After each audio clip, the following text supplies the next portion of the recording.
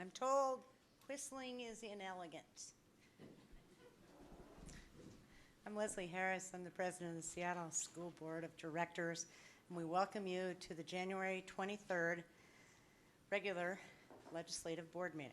As we begin the meeting, the board would like to acknowledge and honor the first peoples of the Puget Sound territories by acknowledging that we are on the land of the coastal Salish tribes. We would also like to welcome Adam Billen from Center School, who is joining us on the dais this evening. Mr. Billen will have a chance to give comments later in the meeting. Ms. Ramirez, roll call, please. Director Burke. Is in Europe and not available this Director evening. DeWolf. Here. Director Geary. Here. Director Mack. Here. Director Patu. Here. Director Pinkham. Present. Director Harris. Here. Everyone would please stand, if they so wish, for the Pledge of Allegiance. Pledge allegiance to the flag of the United States of America and to the republic for which it stands, one nation, under God, indivisible, with liberty and justice for all. This evening, we are lucky enough to have the Pathfinder Middle School Choir performing. I'd like to invite the directors to take a seat in the audience for this performance, please. Enjoy.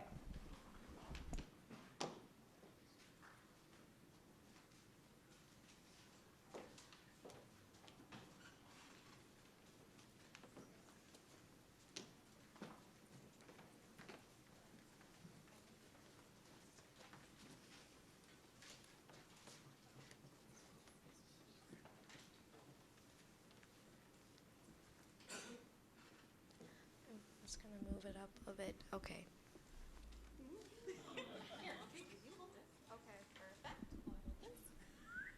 Thank you. There we go. Hello, my name is Parker. I'm in 7th grade, and this is the Pathfinder Middle School Choir. We hope you enjoy the next songs we'll be singing for you today. The first song we'll be singing for you is The Silence in the Song. Yay.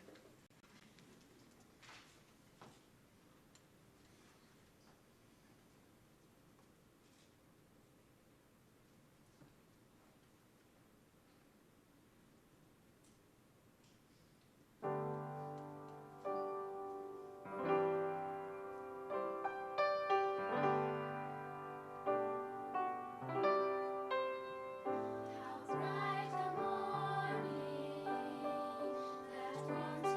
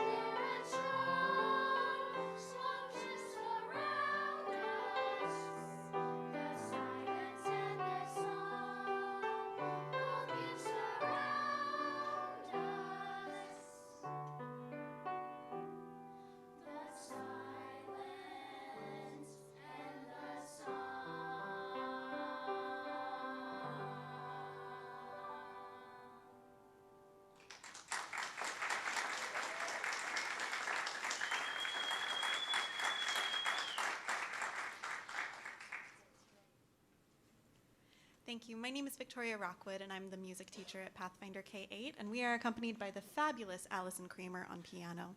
We have one more piece for you today, and that is Peter Piper.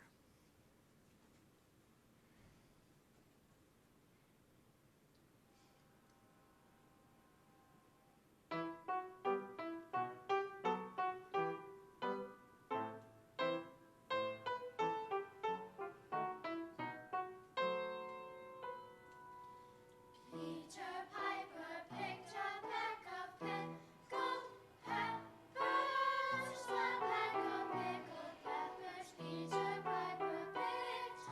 If Peter Piper picked a peck of pickled peppers, was a peck of pickled peppers Peter Piper picked. Peter Piper picked a peck of pickled peppers, a peck of pickled peppers Peter Piper picked. If Peter Piper picked a peck of pickled peppers, where's the peck of pickled peppers Peter Piper picked?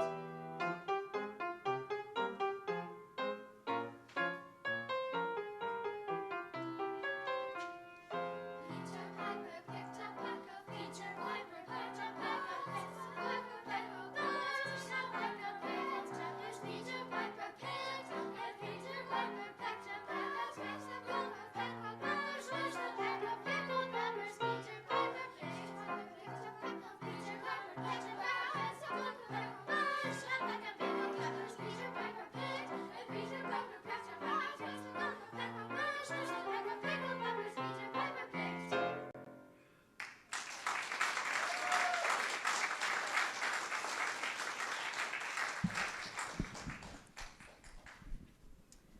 Thank you all for gifting us with your talent. I am a Pathfinder alumni because my daughter went all 9 years, and I know that your principal, David Dockendorf, if he was feeling better, would be down here in the cheap seats as well. And I'm sure he's very proud of you. And hi, David, I know you're watching on Channel 26. I'd like to pass the microphone around, your name, your grade, and what you're thinking about as far as high school and beyond. My name's Dylan Ice. I'm in 6th grade, and I don't know where I'm going to go for high school. I haven't decided yet. Hi, my name's Cleomi Parker. I'm in 6th grade, and I don't really know where I'm going to go to high school. My name is Evan. I'm in 6th grade, and I don't know where I'm going to go to high school either. Clearly, Pathfinder is not the best school for, like, high school. Wait, yes, it is. Yes, it is, Victoria. Okay, yeah, we are, yeah, most of us are in 6th grade. Yeah, cool. Hi, I'm Miette. I am in 6th grade, and I don't know where I'm going to high school. Hi, my name's Evo. I'm in 6th grade, and I don't either. Hi, my name is Parker. I'm in 7th grade, and maybe I might go to Nova. I don't know, but, you know, yay. I'm not sure, so yay. Hi, my name's Addison. I'm in 6th grade. I don't know where I'm going to go to high school, but I do know that I'm going to go to college. Hello, my name is Ben. I am in 6th grade, and I don't know where I'm going for high school. My name is Henry Peters, and like most people, I have no idea of where I'm going for high school. Thank you all. Now, how long have you been teaching with Seattle Public Schools, and how long at Pathfinder? This is my 5th year, both in Seattle Public Schools and at Pathfinder. Yeah. Thank you. Thank you. Thank you.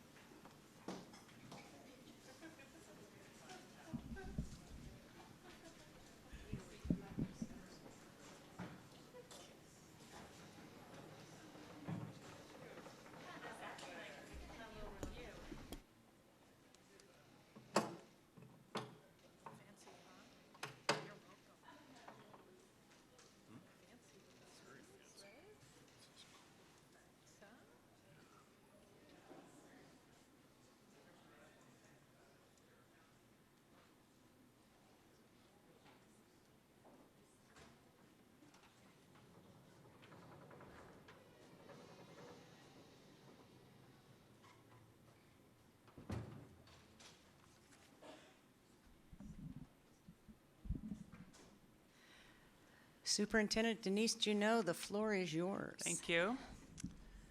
I'm going to be out here tonight because it is Board Appreciation, Board Recognition Month. And by proclamation of Governor Jay Inslee, January is School Board Recognition Month. It's a great, what's that? No money. It's a great time to recognize our elected community members who selflessly give their time and energy in support of ensuring our public schools are high quality and high performing for Seattle's young people. School board members are charged with making decisions that are often quite difficult or require sifting through tremendous amounts of information. They also carry the responsibility of developing a vision that will guide Seattle Public Schools for years to come, a responsibility that none of them take lightly. This month, we are encouraging members of the community to thank a school board member. Thank them for volunteering their time and for playing a critical civic role that helps strengthen public education and, in effect, our democratic society. I would personally like to acknowledge and thank each of our school board members for their hard work and dedication to this city and to this school district. Thank you to District 1 School Board Member Scott Pinkham, who believes that student, family, and community culture and identity should be honored and lifted up as a strategy to support students academically. To District 2 School Board Member and Vice President Rick Burke, whose passion for career and technical education helps our students build sturdy bridges from school to a fulfilling career. To District 3 School Board Member Jill Gary, who places special education and high-quality inclusive learning experiences for all students at the forefront of her decision-making. To District 4 School Board Member Eden Mack, whose passion for public policy and capital governance helps to create spaces that are supportive of student learning. To District 5 School Board Member and Member-at-Large Zachary DeWolf, who advocates that students' voices and their lived experiences should be central to our work. To District 6 School Board Member and President Leslie Harris, who is passionate about authentic community engagement and conversation, even when that conversation is difficult.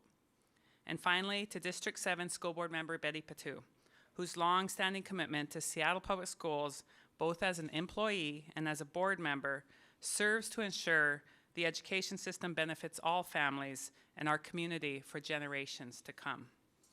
I am grateful that these dedicated individuals have committed their wisdom and time away from loved ones, friends, and family to make sure Seattle Public Schools is well governed and that we are continually improving for students, for families, and for staff. I hope those watching tonight and that supporters in the audience help me in celebrating our board directors and thanking them for their service. I would now like to read the Governor's Proclamation and officially recognize School Board Recognition Month. State of Washington Proclamation. Whereas the mission of Washington's public school system is to assure that all students achieve at high levels and possess the knowledge and skills to be responsible citizens of a democratic society who enjoy productive and satisfying lives, and whereas Washington's 295 locally elected school boards and 9 elected educational service district boards are the core of the public education governance system in our state, and whereas the districts and region they lead serve more than 1 million students, have a combined annual budget of over $15 billion, and employ approximately 120,000 people, and whereas school directors play a crucial role in promoting student learning and achievement by creating a vision, establishing policies and budgets, and setting clear standards of accountability for all involved, and whereas school directors are directly accountable to the citizens in their districts and their regions, serving as a vital link between members of the community and their schools,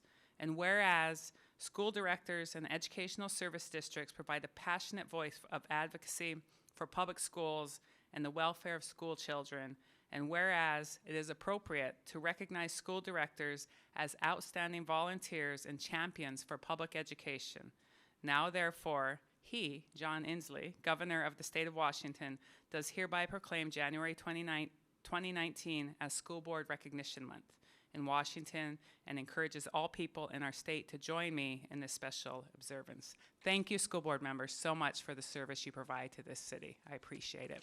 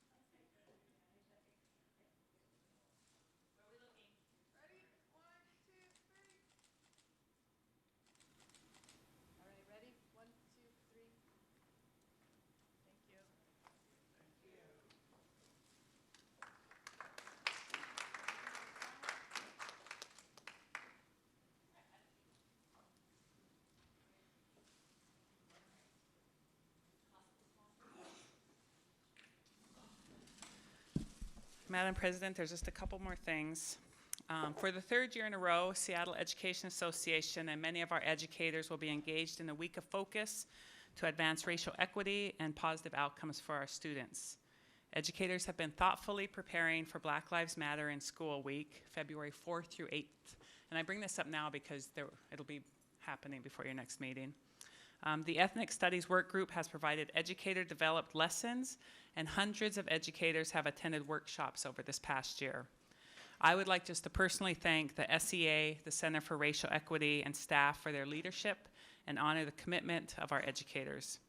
And while that week helps reaffirm our collective commitment to justice, educational excellence, and opportunity for every student, this work must be a daily practice. That is why our draft strategic plan is intentionally focused on students furthest from educational justice. We must focus our energies on ensuring that students we have historically underserved have the supports and the resources they need to thrive. So thank you to everyone that has provided feedback so far. It's been very helpful, and I look forward to learning more at the next 2 meetings. I would also just like to announce that we have a new Chief Operating Officer and invite him to the lectern to introduce himself, Fred Podesta.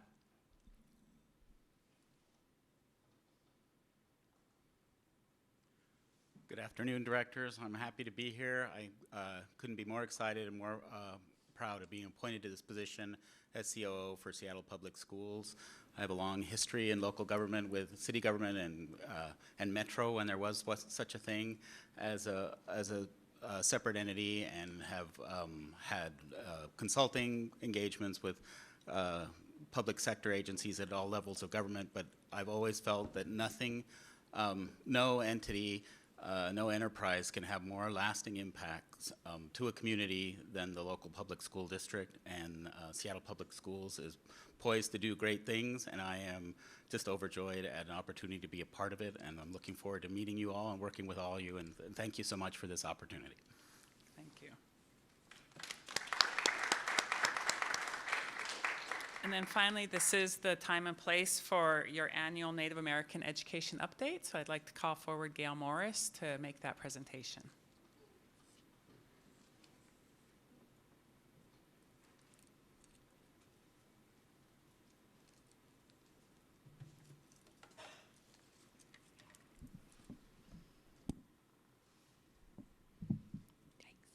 Can you hear me? Okay. Hello. I'm Gail Morris. I'm the Native American Education Manager. I'm the Chalnut First Nations from the west coast of Vancouver Island, a Howzit band. And I will let my new hire introduce herself. Panaho, my name is Lauren Nalbahi Fanoi Moana. I am Paiute Shoshone Dene Mono. I am recently the new hire, as she was saying, to Native American Education Program, and I work as the Re-Entry Intervention Student Specialist. And I'll be focusing on high school dropout prevention.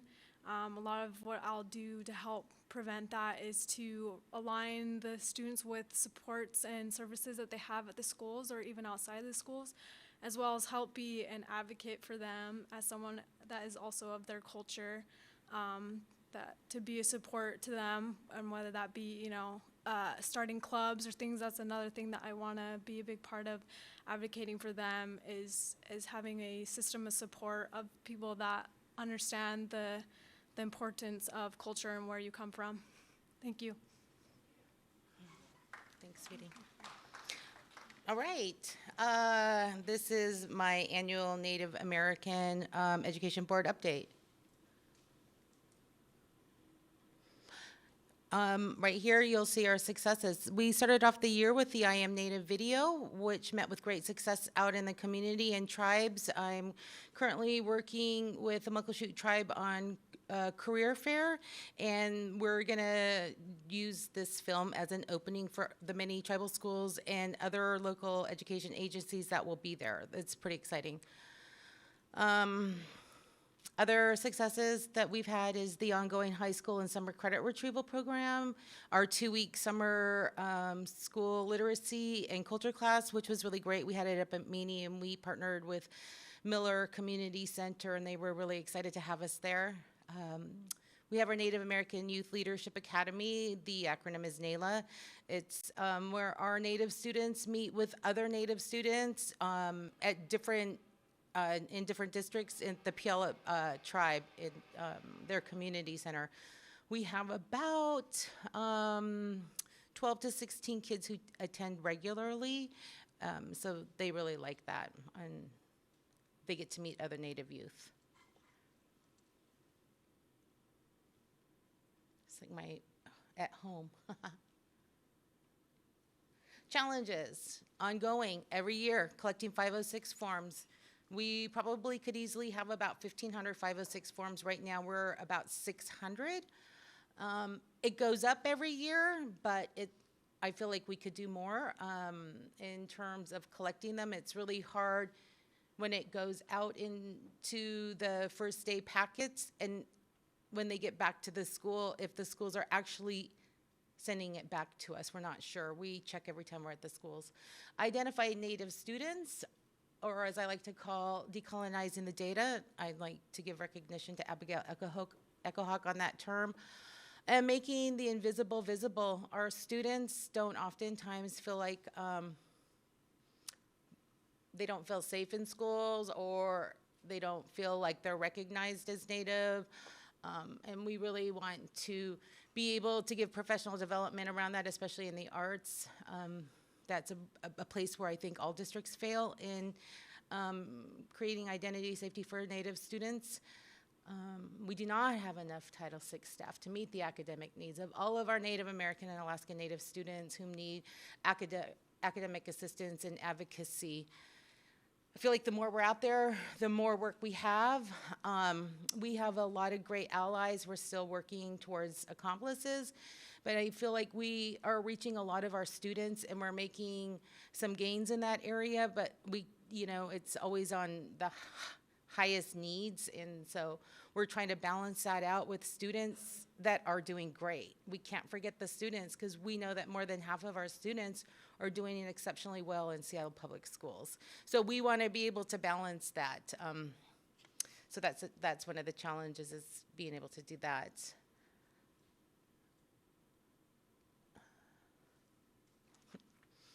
The Since Time Immemorial.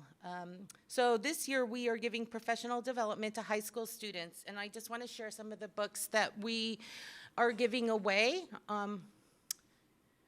One thing that we don't have is a lot of high school teachers attending our PD. While we are able to provide substitutes and pay for that, we still are not having a high turnout of high school teachers, and I don't know how to reach out. I don't know how to get them there. Some of the books that we give them is Do All Indians Live in Teepees? This is about stereotyping. Another book that we give out for high school teachers is Nation to Nation. This is a book on treaties between the United States and American Indian nations. This is a really great book for teachers, high school teachers to use. And American Indians, American Presidents. And this actually has the timeline of what happened since colonization. So it has the relocation of Indians, allotment assimilation, Indian reorganization, termination, and finally tribal self-determination. These are great books for teachers. Can we please get high school teachers to the trainings? They're great books. So far this year we've had 2 trainings for high school. One in October and one just last week. Shannon Brown and I facilitate that. We'll have one more. What we would like to finish out the year is creating trainers in the schools, because there's such a high turnover of staff. We want to have one person in the high schools and middle schools who can train new teachers coming in who can't always make it to, our trainings, so that somehow we can get them in the training. I don't know if it's advertisement. I'm not sure. Native American student support. These are some of the services that we provide. After-school programs at Highland Park Elementary and Sandpoint Elementary. We also have a Native American library at Meany. It's up. You can go onto the SPS website, and if you scroll down, we're underneath Cascadia, and it says Native American Education Library. If you just type in whatever kind of book you want to read, let's say The Bolt decision. Type in the Bolt decision, and it'll bring up anywhere from 4 to 7 books on the Bolt decision or Uncle Billy Frank Jr. So it's really cool. We're not completely done, but it's open for teachers to get books if they want to. We're really excited about that. It's taken a year. We also have our Shikachi classrooms at Chief Sealth and Denny International Middle School. We've had that. This is our 3rd year at Chief Sealth. Is this our 4th year? No, this is our 3rd year. And then next Thursday will be our grand opening of the Nathan Hale School and Jane Addams Middle School. And so we have our teachers and our IAs in place, and it's really exciting. We're excited to open up that. We have a temporary place right now. It's a small room, but once Lincoln opens up next year and we start assigning students there, they'll free up some rooms at Nathan Hale. So that's really exciting. Native American family meetings. This year, Superintendent Juneau had a listening session at the United Indians of All Tribes Foundation on November 15th. We'll be having another one at Graham Hill Elementary Monday night, January 28th at Graham Hill. I think I just said that. But the principal there is Dina Russo, who is a pretty good friend of mine, and she's also Haida and Filipino. Parent Advisory Committee, or PAC for short. This is our parent group. They meet the 2nd Thursday of every month at Meany in room 46. This is our high school students graduating in 4 years. Those numbers look definitely pretty good compared to recent years. I'm looking at the 2 lines there, the Fed 7 line and the NE line. We've been in the low 50s to mid 50s, and now we're in the high 60s to 70.8. I do believe that's a direct result of consulting teachers and our classrooms and keeping an eye on those students, running students down, getting them to school, and offering high school credit retrieval. We pay for that. So we have a lot of 5th-year students as well. This is the students suspended or expelled, grades 6 to 12. Those, if you look at the Native American NE and you see that comes down significantly, and that's what I mean by decolonizing the data. The Fed 7 is only self-identifying Native Americans, and the NE is in the 2 or more races, in Hispanic and Native. And that's it. And I just wanted to share that with you, the books and the training. And then I had an email that came to me from Chandra. She asked me to read it tonight here at the school board meeting. Seattle Public Schools Board of Directors, Superintendent Juneau Sr. and key staff. In 2015, the Washington legislature passed Bill 5433, Senate Bill 5433, requiring the inclusion of tribal sovereignty curriculum in all schools. The use of the curriculum has been endorsed by all 29 federally recognized tribes. Despite great efforts by staff who are primarily charged with supporting Native students, the curriculum is still not being taught in Seattle Public Schools with even a modicum of consistency, nor has it been formally adopted by the Seattle Public Schools Board. It was great to see ethnic studies adopted into SPS last year with so much support from this board and staff. At the same time, many of us in the Native community were left wondering, how did we get to a place where the accurate history of our First Peoples in this state is mandated but not adopted by the same district, which is now patting itself on the back for its progressive stance on ethnic studies? Ethnic studies is not the same discipline as Black or American Indian studies, as I'm sure you know. It's not history or government, for that matter. Certainly, the 577 federally recognized tribes in this country for whom we have entire bodies of law, Washington State has incorporated tribal law into their bar exam. In governmental divisions, offices, services, and processes for consultation are evidence for the notion of a K-12 education program, which is fully inclusive First Nations. The battle for Seattle in 1856 was the final push to remove Native peoples from the local area. 11 years later, Seattle Public Schools was formed. Prior to that time, the Duwamish, Suquamish, and other Lushootseed speakers have history that goes back more than 8,000 years. That's 8,000 years of environmental, cultural, human history that we don't even bother to discuss in our classrooms while we focus on the most recent 163 years.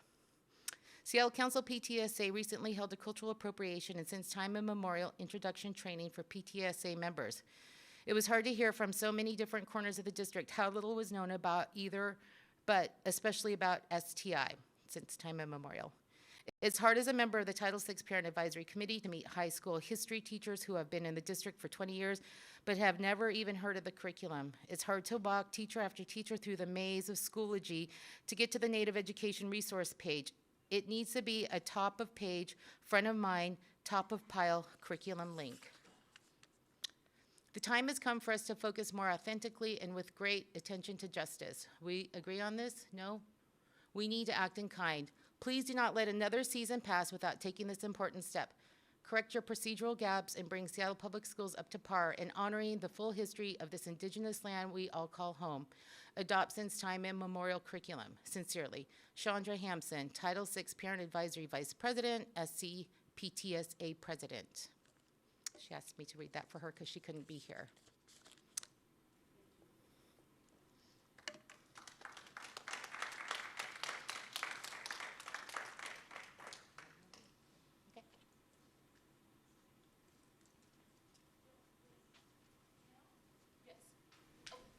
I wasn't sure. No, that's fine. Could We you all just please, looked at each other?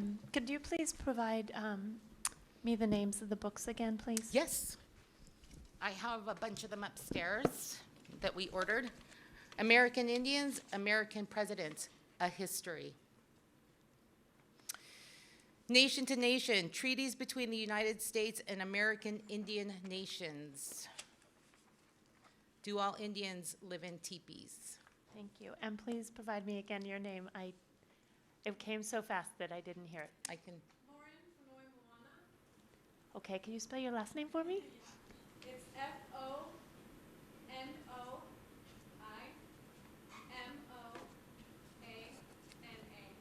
Thank you very much. Welcome. Thank you, Gail. Okay, thanks. Okay, we have reached the point of our agenda for board committee reports. Who would like to go first?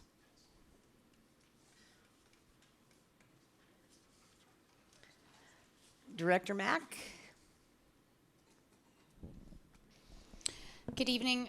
We had our last Operations Committee meeting the day after the last board meeting. It was a packed agenda, lots was discussed. We have a number of things tonight. There's a good presentation. I really appreciate staff's work around policy H13, capacity management. They're doing a lot of work to try to get the timeline organized to help move that work forward. Our next meeting is on the 7th, a couple weeks from now. We haven't actually set the agenda yet. We'll be meeting to do that this week. And I want to welcome Mr. Fred Podesta. Super excited to have him here and be my staff liaison for the committee work. So short and sweet tonight on operations. Brief update on the oversight committee liaison work for the family education preschool and promise. I got that right? The new FEP levy. I was appointed to be that liaison recently, and I'm jumping right into the work. We have a meeting going on Thursday, and then there's a work session that'll be happening here. So super excited about being engaged with that, and stay tuned. Next up, Director Pinkham, Audit and Finance. Tatsuya, thank you. Audit and Finance had our last meeting on January 14th, and welcome Director Geary to our new committee, and Director Mack, I'm continuing as chair. The last agenda just more informational, was informational only, and included information about the Brightmont Academy. That's providing services for our students in that they achieved the non-public agency status, so they actually increased the number of students they're serving. So we're going to have to increase the contract over $250K with that one.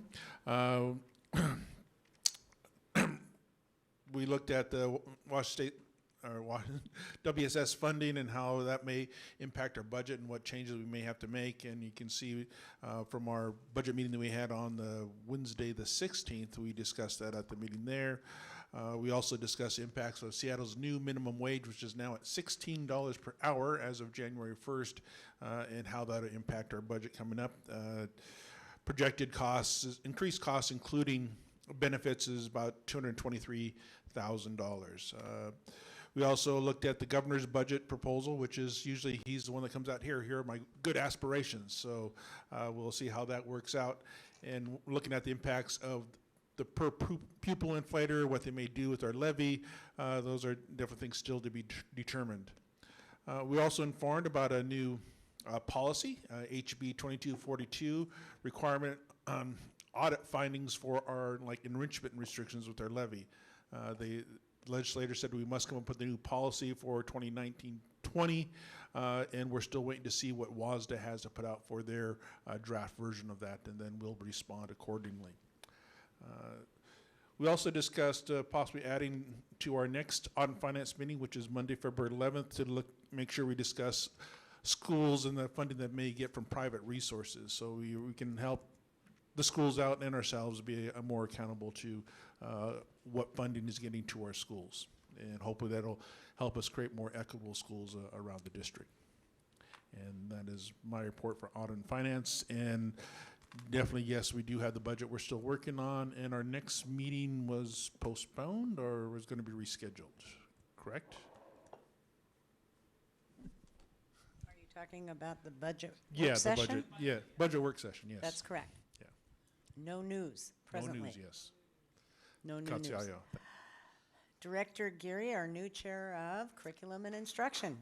And be patient, because I will be doing the updates on the Strategic Plan Steering Committee as well as our legislative. So that's because you're our utility player. Thank you so much.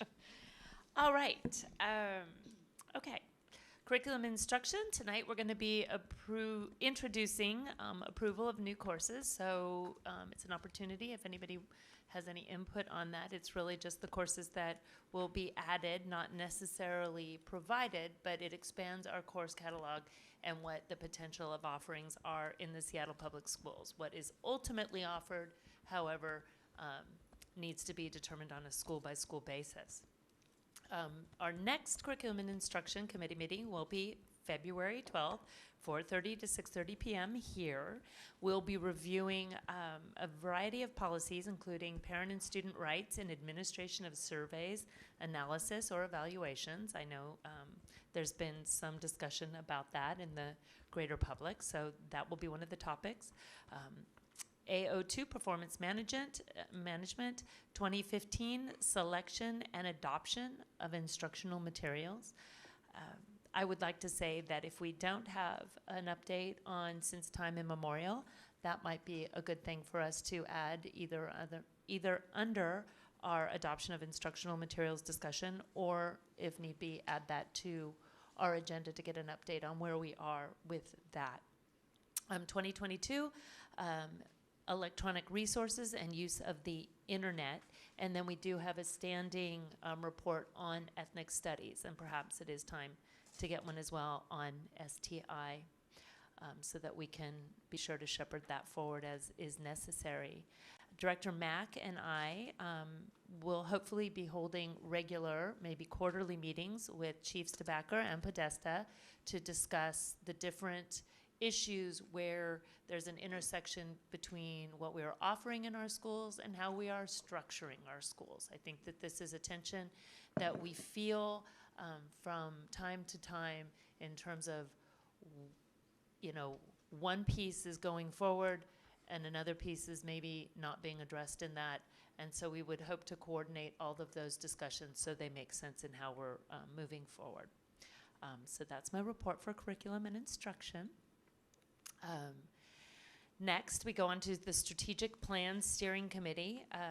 Today was the last day to provide comments via online access. So we needed to close that off because it will take some time to gather up that information and provide it in a way that it can be properly collated and then presented to the board and the steering committee. If we continue to take in that information, then we won't be able to do the proper analysis of it, to digest it and then review it.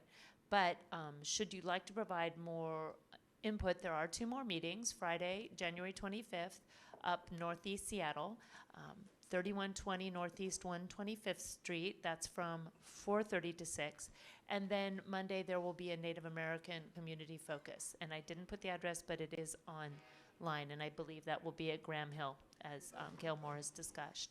We'll then be having a board work session on January 30th to go over the input and look at it. Now, it's really important that everybody remembers that to date, the strategic plan is a draft. And we're hearing from a lot of people, this is the time to provide us your input so that we can make sure that it is addressing the different concerns that are being raised, but hopefully maintaining a focus on the group that we as the steering committee believe that if we focus on the group of African American males in this work across all the different areas, we will be creating the processes, the approaches that will reach the families that can then be used to reach any student within our district. When you pick the most vulnerable group of students and you make good access for them, you are going to be a lot closer to providing good access for everyone. We have many marginalized communities in our school district. We see that through their performance. It's very important that we work out strategies that work. And if we continue to not be focused in this work, we can only expect to continue to get the same kinds of outcomes.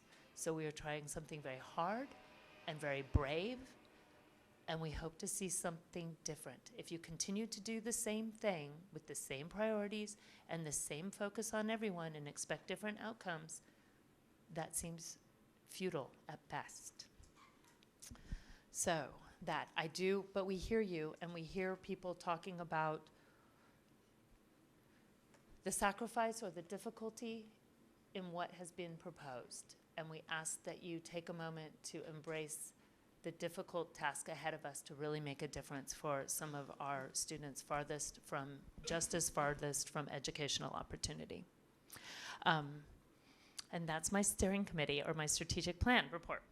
Now on to the legislative. Eden Mack and I are doing the legislative work. The legislative session has begun.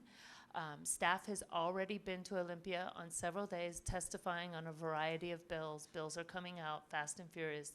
We look at those as they're posted and analyze whether or not they're going to have an impact on Seattle Public Schools, send the individual bills to the staff within the building that work on that, within that area for their analysis and comment, make a determination whether it's important for us as a district to go and testify and provide information to the legislators. So we're doing that on a continuing basis at this point. And then on February 11th, 2019, I believe Director Mack and I will be attending the Day on the Hill with WASDA and a number of other educational organizations to meet together with other board directors to bring the concerns that Washington schools are facing directly to our legislators and give them an opportunity to ask us questions. And those conclude my reports. Okay, any other liaison work you want to report out on, folks? Okay, we did have an executive committee meeting last week. It was robust, it was rowdy, and we will not be meeting from 3 to 5 in the future on Thursdays because of work schedules. It will be more like 8 to 10 on those Thursdays, so keep an eye on the calendar. And I'll say it again, I'll say it probably till my last day here on the dais. Our employers who put up with our crazy need to be thanked because it's not necessarily easy on our employers' time for us to be engaging in this passionate work and interruptions, etc. And thank you to the staff for rearranging the timing of those meetings. It's very, very much appreciated. And we'll take it from there, and if it doesn't work well, we'll change it again because we're flexible and nimble. Some of the things we talked about were the board goals. We talked about our race and equity training and choosing from the menu of those trainings. We talked about community engagement. We talked about the fact that if you think the school district is broke, the school board is even broker. We don't have very much money with which to have our professional development, our conferences, and to be able to sponsor gatherings in the community. And as the librarians this evening will tell us, as the assistant principals will tell us, there's no more nickels in the couch cushions. So when you speak with your legislators, please let them know that we could use some funding for all these fabulous mandates, because we're as strong as our training, we're as strong as our collaboration, and we're not spending your money unwisely. In fact, we're just cheap as heck. So there's that. We will have a board retreat on March 2nd. First 2 hours will be intra-board communication, and the next 2 hours will be board and staff communication.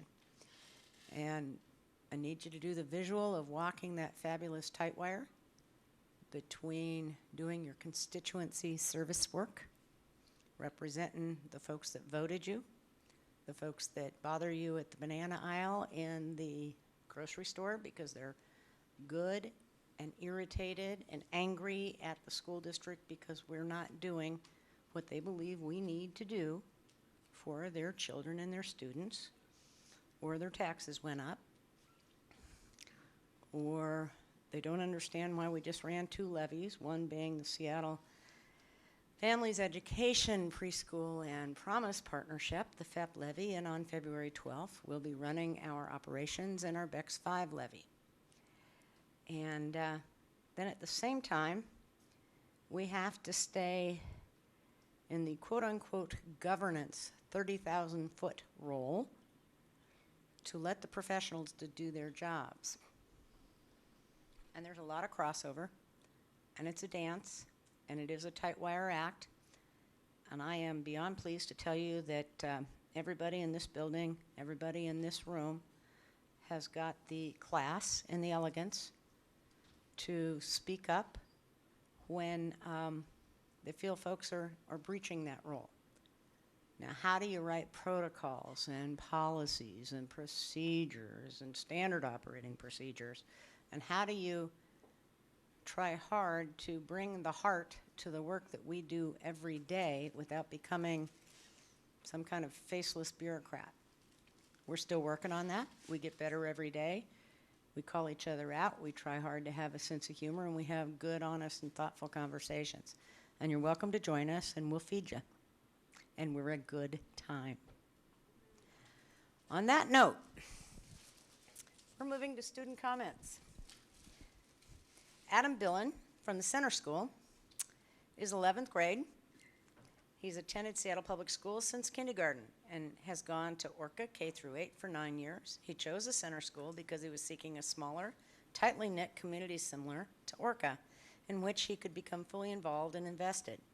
He takes full advantage of the opportunities available at TCS, serving in leadership roles such as head delegate for MUN. You're going to need to explain what that is for us, if you would please, sir, and chief officer for the Associated Student Body, ASB. Right now, he's in the thick of finalizing Center Field Day, a school-wide community building day, and preparing to attend a 3-day MUN conference starting tomorrow, alrighty, in Vancouver, Canada. Mr. Billen, tell us about yourself, tell us about your school, tell us what you like, tell us what we need to fix, money provided, of course, funded mandates only, and welcome. Thank you. So hi, I'm Adam. I'm a junior at the Center School, like you said. First of all, to explain MUN, it is Model United Nations, and it's a club where we represent countries and committees in the United Nations and do research and create sort of condensed research papers and then try to reach solutions with a bunch of other high schoolers. This conference will be about 1,500, I think. all working to solve the world's problems, basically. So yeah, TCS is a really small community. We're less than 250 students, which provides a lot of really great opportunities. We get super involved clubs like ASB and MUN. Our ASB runs all of our open houses. We had one last week, and we also run Center Field Day, which is the event that was discussed, which will be in about 2 weeks. It's all school. We've got a big community meeting in the morning, and then activities with our whole school to build community, and then workshops in the afternoon. We have a bunch of other clubs too. We have SAGA, which is our Sexuality and Gender Alliance, the Racial Justice Alliance, and Jew Crew, which is yeah, I think it's self-explanatory. Some other advantages of that super small community is we have super involved teachers, so I know all of my teachers personally, even ones that I don't have for classes. They're all looking out for me. Even teachers that I have never had for a class for all 3 years of high school have come up to me and talked to me in the hallways. It's a really, really good community, and I think that everyone feels really welcome there. Everyone knows each other since it's so small. I can name pretty much anyone that I walk by in the hallway, even a lot of the freshmen. And we have a really big emphasis on social justice. And I think the fact that we're so small lends itself to conversations that are generally hard when you're with people that you don't know as well. But when you're with a group of people that you've known for 3 years and you know all of them by name and you've had conversations with all of them, it makes that a lot easier. So there are a lot of things that are really valuable about that small school. But we also lack funding often because of the fact that we're so small. So we have lower diversity of classes. We often struggle to figure out which classes to cut and which to keep, as I'm sure many schools do. And as much as that small community is valuable, we often have students that struggle figuring out whether or not to stay at our school because so many classes are not available to them that would be available at other schools. But nonetheless, we have amazing teachers and they lead amazing classes, and we have been able to scrap together AP classes that have been really successful that I've attended, and we have incredible math and science teachers and award-winning arts programs. So we do our best with the funding that we have, but we're lacking funding for very important things, which another student, Mar, will talk more about a little bit later. So we struggle as a small school, but we also struggle confidently, and we do our best with the resources that we have, but without more funding, there's a lot of stuff that we're missing. So if anyone has any questions about the school or about anything that I said, that would be welcome. Director DeWolf, please. Thank you so much for being with us today.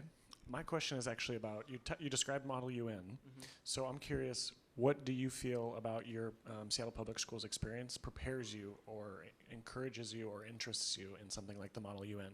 For sure.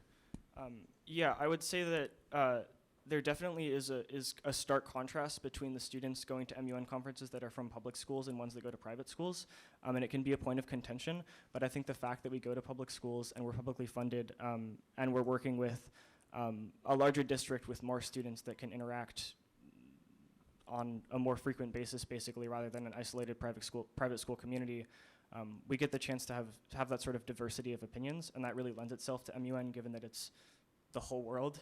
And so not being in a sort of smaller private school community gives us the chance to do that and sort of be the scrappy underdogs that still manage to win awards.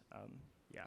Well, I hope that we can cut that clip to really make sure that we are bragging about our public schools. So thank you for sharing that. Yeah. What's next for you, if you know? Or what are you thinking about? College. So through MUN, I've kind of developed a passion for international affairs and international politics, so I hope to go somewhere in DC or New York where I can do that and study international affairs. So trying to figure out college right now, I would say. Yeah. Other questions from my colleagues? Please, Director Patu. What makes your school special? I think that the size is probably the biggest thing, and the community that fosters, especially the fact that because we're in downtown Seattle, no one is zoned to our school. So we have people from pretty much all over the city. I'm from South Seattle. I have friends from West Seattle, Magnolia, Queen Anne, people coming from very far south. We have people from all over the place. And I think that means we get a lot more of a diverse pool than I would have gotten if I had gone to Garfield or Franklin, which are my local schools. So I think that makes us really unique. Yeah. Okay. Please feel free to stay as long as you like. And when we ask questions of staff, you are welcome to join in with us. Okay? Thank you. Okay.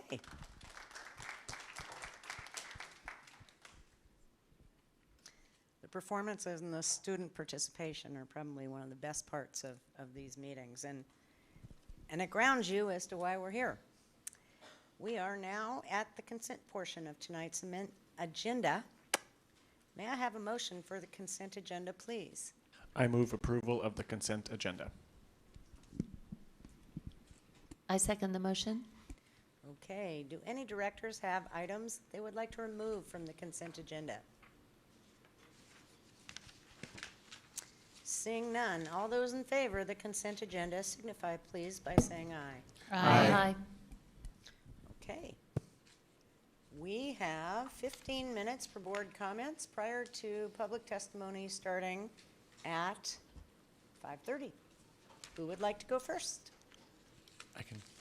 Director DeWolf? Thank you, President Harris. Let me just fix this here. First, as a citizen of the Chippewa Cree Nation of Rockyville, Montana, I first want to also recognize that we are on stolen Indigenous land. I'm honored to live, work, and serve in the Coast Salish territories in the city of Chief Sealth, who was a descendant of the Suquamish, the Muckleshoot, and the Duwamish. First thing, really excited. We continue to work on and really just dive into the conversation around workforce agreements. Again, really grateful for the endorsement by Washington State Superintendent Ragdoll, and we'll look forward to introducing a bar at least through the Operations Committee in the next couple of weeks, and we'll have some information on that. As well as really looking forward to one of the things we'll be mentioning here in our introduction items tonight around the board goals.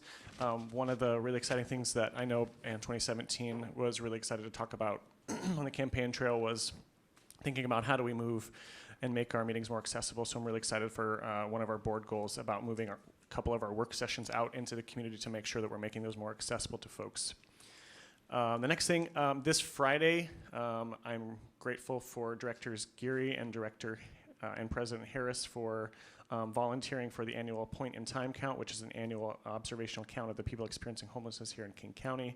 So grateful for you for coming out to join us. It is a huge effort. We have about 700 volunteers across King County, counting all over every city here in King County to understand the crisis right at our doorsteps.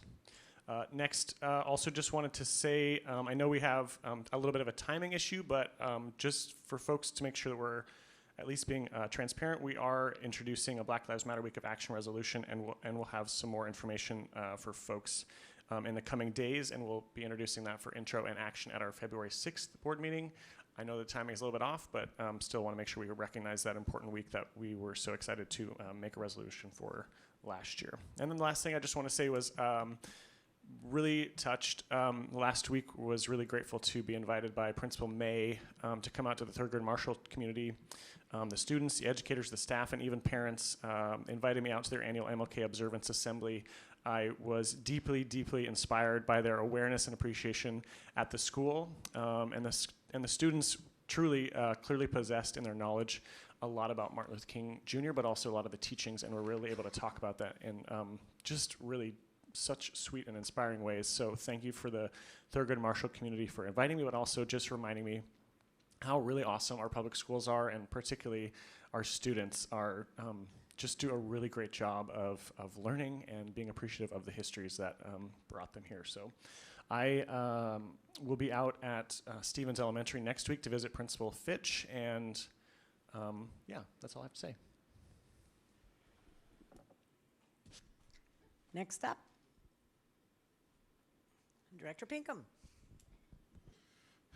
Tots Kalawat and Tots Payne, good evening and welcome.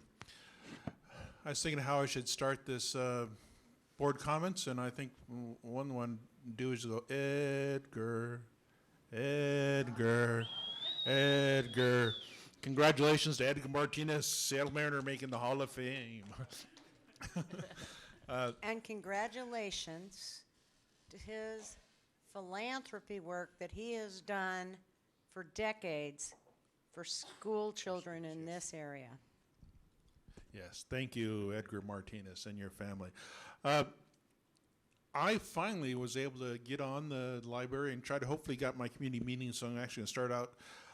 I Still have to get it firmed, but I have plans for a community meeting actually this Saturday, January 26th from 10:30 to noon at Northgate Library. So it's still tentative until I get a confirmation from Northgate Library, but that was open and I took it, so waiting for the confirmation on that. So kind of a short notice, but to people out there, watch the website. I'll share it with our office staff so that it gets up once it's confirmed.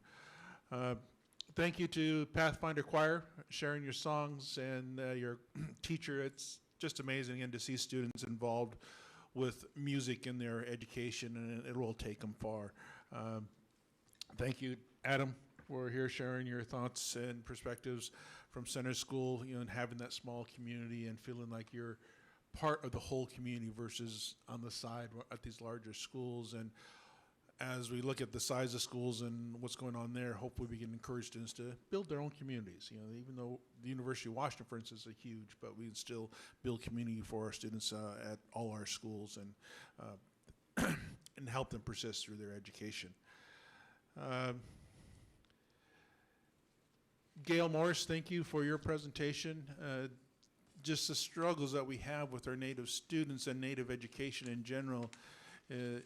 And since time immemorial, getting that adopted, we are working with CNI to make sure that our policy allows us to adopt something that's online or isn't, we have to go through a bid process and stuff like that. So we are working towards that.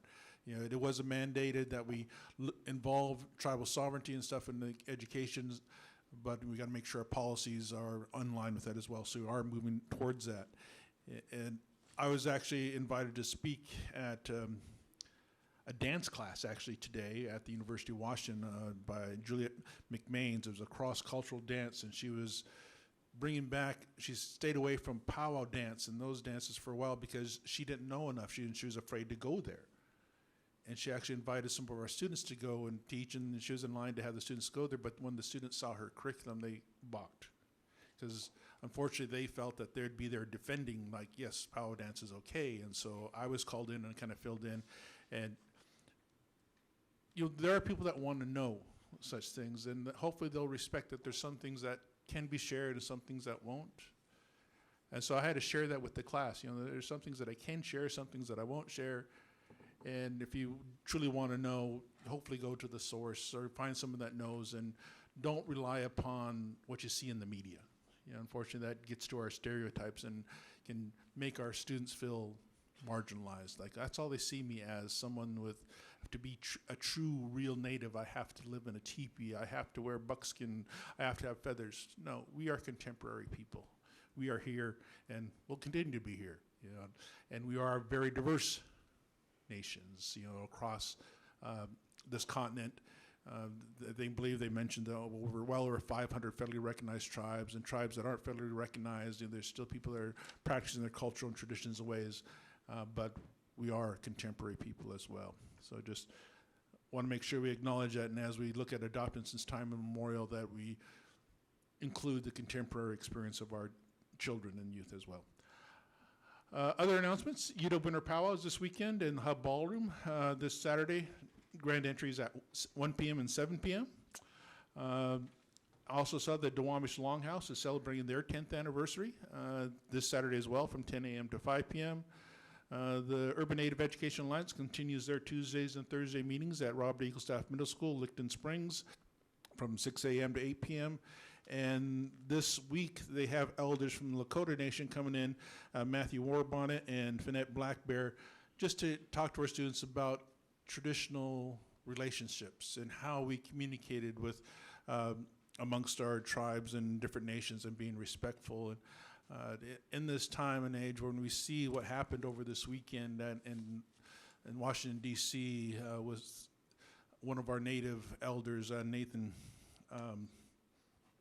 Phillips, thank you, Dr. Wolf, and the encounter that happened there. So when people don't know enough to act respectful, that if they rely upon their stereotypes and misconceptions, that hurts us. So we're hoping that our students learn to do that. How do we deal with that? How do we, when we reach that kind of situation, what's the best way to react? So encourage other students, if they can, come out there. Come out to Robert Eaglestaff Middle School on Tuesday and Thursday and learn with us and lift us all up. Katsiayo, thank you. Okay, let's take a 5-minute break. You can stretch, and we'll be back for 5:30 for public testimony on the button. Thank you.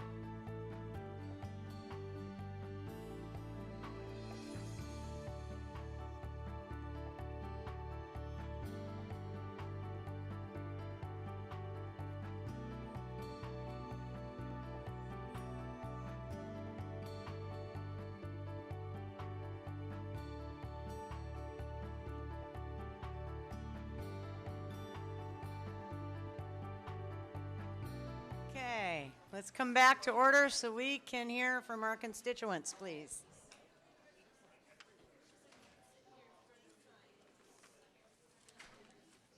As we have now reached 5:30 p.m., we'll go next to public testimony.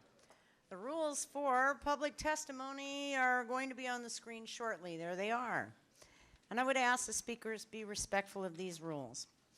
We note that the board does not take public comments on items related to personnel or individually named staff. The majority of the speaker's time must be spent on the topic he or she has indicated they wish to speak about.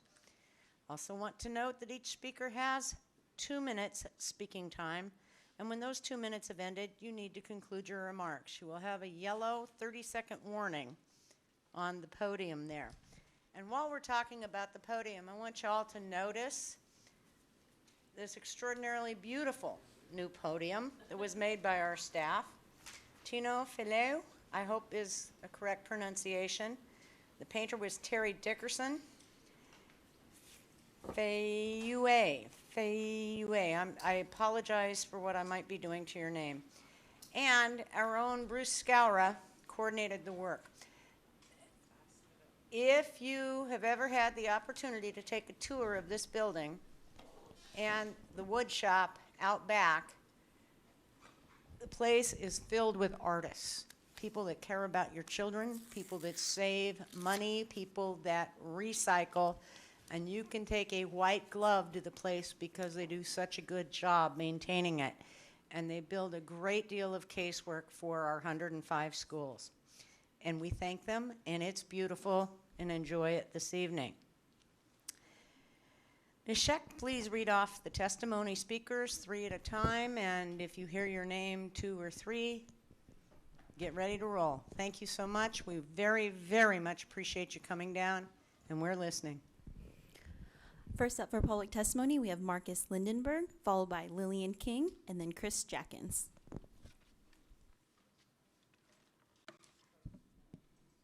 Good evening. My name is Marcus Lindenberg, and I first want to thank you for giving me your time to speak about the Center School. I have been at the Center School since my freshman year and am now a senior. Throughout my time there, I've seen many changes in the classes that we have and the funding that we have. As I'm sure you know, our school is a very small one with about 240 students this year. Because of this, filling our quota for classes is much more difficult.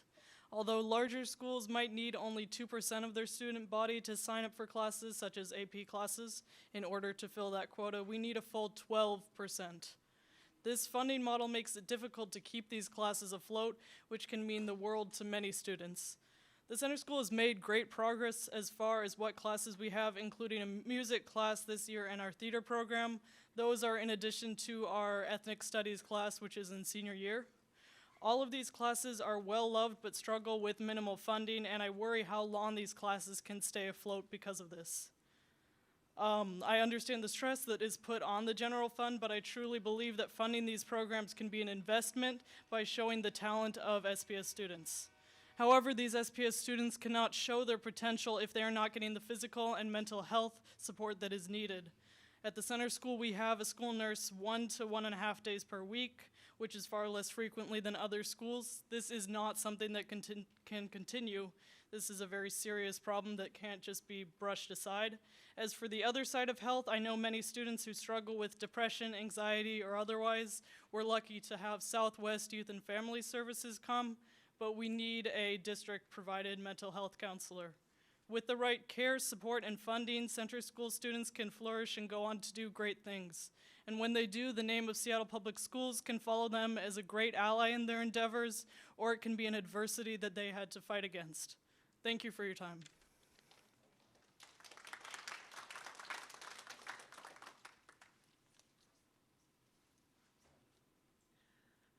Hello, my name is Lillian King. I go to Rainier Beach High School, and I went to Graham Hill Elementary for my entire elementary career. I'm here to talk about desegregating the Graham Hill Elementary School and its dual programs. I went through the Montessori program my entire years at Graham Hill, and I was in a classroom of white privileged kids with white teachers that taught us things from the perspective of white privileged people. And I've come to realize after going to Akikarosi and Rainier Beach that that was definitely a very segregated environment, and the only way to fix that segregation would be to take away the Montessori program and make Graham Hill one school. And And so when I was in 5th grade, I went to the contemporary program to take math classes because I needed extra support. And when I got to the contemporary program, it was this huge shock because I didn't know any of these kids, like at all, really. And as I made friends with kids in the class and as I got to know them, I realized that some of these kids, and a decent number, had gone there their entire elementary school too.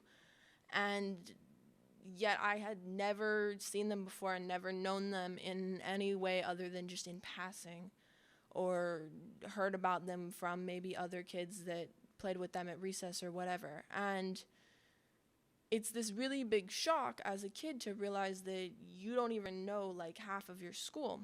And it also just makes you culturally unaware of the privilege you have, and it makes it much harder for you to learn from people of color's experiences later on because you haven't had that background of ROEs doing that.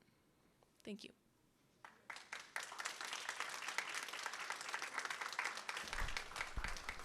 After Chris Jackins, we will have Paul Tibbles-Riley, followed by Arlene Williams, and then Rebecca Weinkoop. My name is Chris Jackins, Box 84063, Seattle 98124. On the Franklin Window and Door Replacement Project, 2 points. Number 1, introducing an item before full information is available reduces the time for proper review. Number 2, I would welcome the new superintendent's attention to this issue.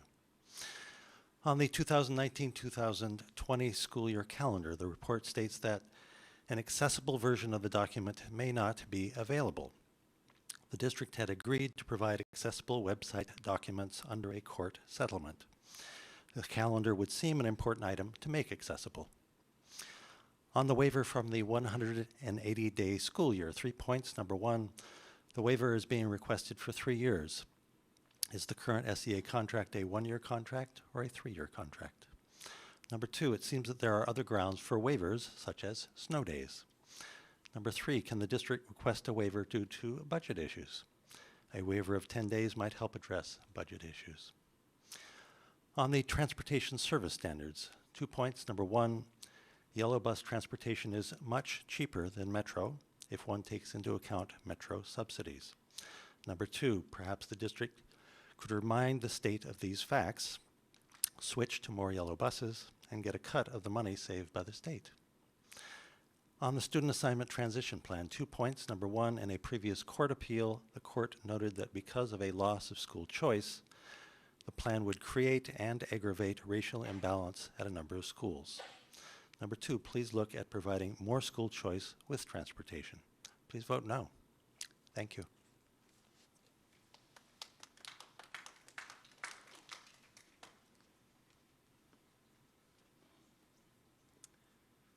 Hello, my name is Paul Tibbles-Riley. I'm a kindergarten teacher at Graham Hill. I was here in December. I've met many of you. Once again, speaking about segregation at Graham Hill. There was a parent who'd been at Graham Hill for a long time that was hoping to come tonight and various reasons was not able to.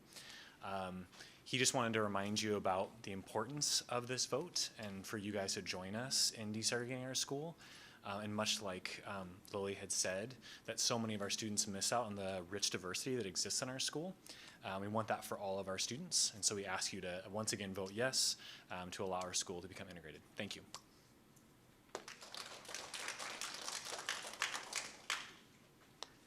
Hello, my name's Arlene Williams. I'm a parent at Graham Hill and on the PTA Executive Board. I wanted to compliment Director Gearing of the strategic plan that you've been working on. I got to see a draft of it last week at the CSEC meeting, and I'm really, really, really excited about it, and Graham Hill is aligning with that. So this is a board. I want to encourage you to approve Graham Hill's student assignment to being one program tonight, but then also I really like it, the allocating of resources. This is under the theory of action. The allocating of resources strategically through a racial equity framework. And I just really, as a board, I'm excited where you guys are going, and I think this is a good framework for it, and I'm really excited where Graham Hill fits into that. And as we all go forward, let's do this together. Thank you. After Rebecca Weinkoop, we will have Alex Zimmerman, followed by Kevin McNew, and then Jeff Tristman. Thanks. My name's Rebecca Weinkoop, and I'm the librarian at Robert Eagle Staff Middle School. I'm here today to ask you to please make our SPS librarians a top priority on a restoration plan, to accompany the current cuts that are being proposed by the Weighted Staffing Standards Committee. I can give you statistics. I can tell you that the cuts would put full-time librarians in the schools of 11% of our students, and yet 34% of our students receive free and reduced lunch. The proposed cuts will leave only 8 of 102 schools funded full-time in libraries through weighted staffing standards. And at my school, under the proposed cuts, students will check out 17,000 fewer books. I will teach 400 fewer classes each year, and they won't be in our library. I'd rather tell you about my students, though. Tyler, names of course changed to protect their privacy. Just the other day came to our library asking for a book with a Native protagonist that wasn't about being Native. I've built a relationship with Tyler, who's gender nonconforming, and found solace in our library. Jordan, who comes in every morning to talk about what they read last night. Jordan has become a self-proclaimed reader, or was a self-proclaimed non-reader, but fell in love with the miscalculations of Lightning Girl and fell in love with reading again. Lucinda, who needed an alternate place to be during class for a couple of weeks, she asked to come to the library. We decided on a project she planned and implemented and completed her very first pillow. Using a sewing machine, I taught her how to use a rotary cutter and a needle and thread. Adam and Sam, who came in each of the 4 days this summer, we offered library hours and stayed for the full 2 hours working on puzzles, talking about music, our LGBTQ collection, and the fact that I've known them both since they were in 2nd grade. Mariah, who checks out new books every day related to our race relations in our world. She's the leader of our BSU, and we talk daily about conversations about race, using her voice and being an activist. And Kyle, a student suffering from depression who was struggling to keep his emotions at bay while at school. The library was a place he chose to come during class when he needed a break, needed to cry, simply needed to catch his breath. Please make librarians a priority on a restoration plan accompanying the weighted staff standards recommendations. Thank you.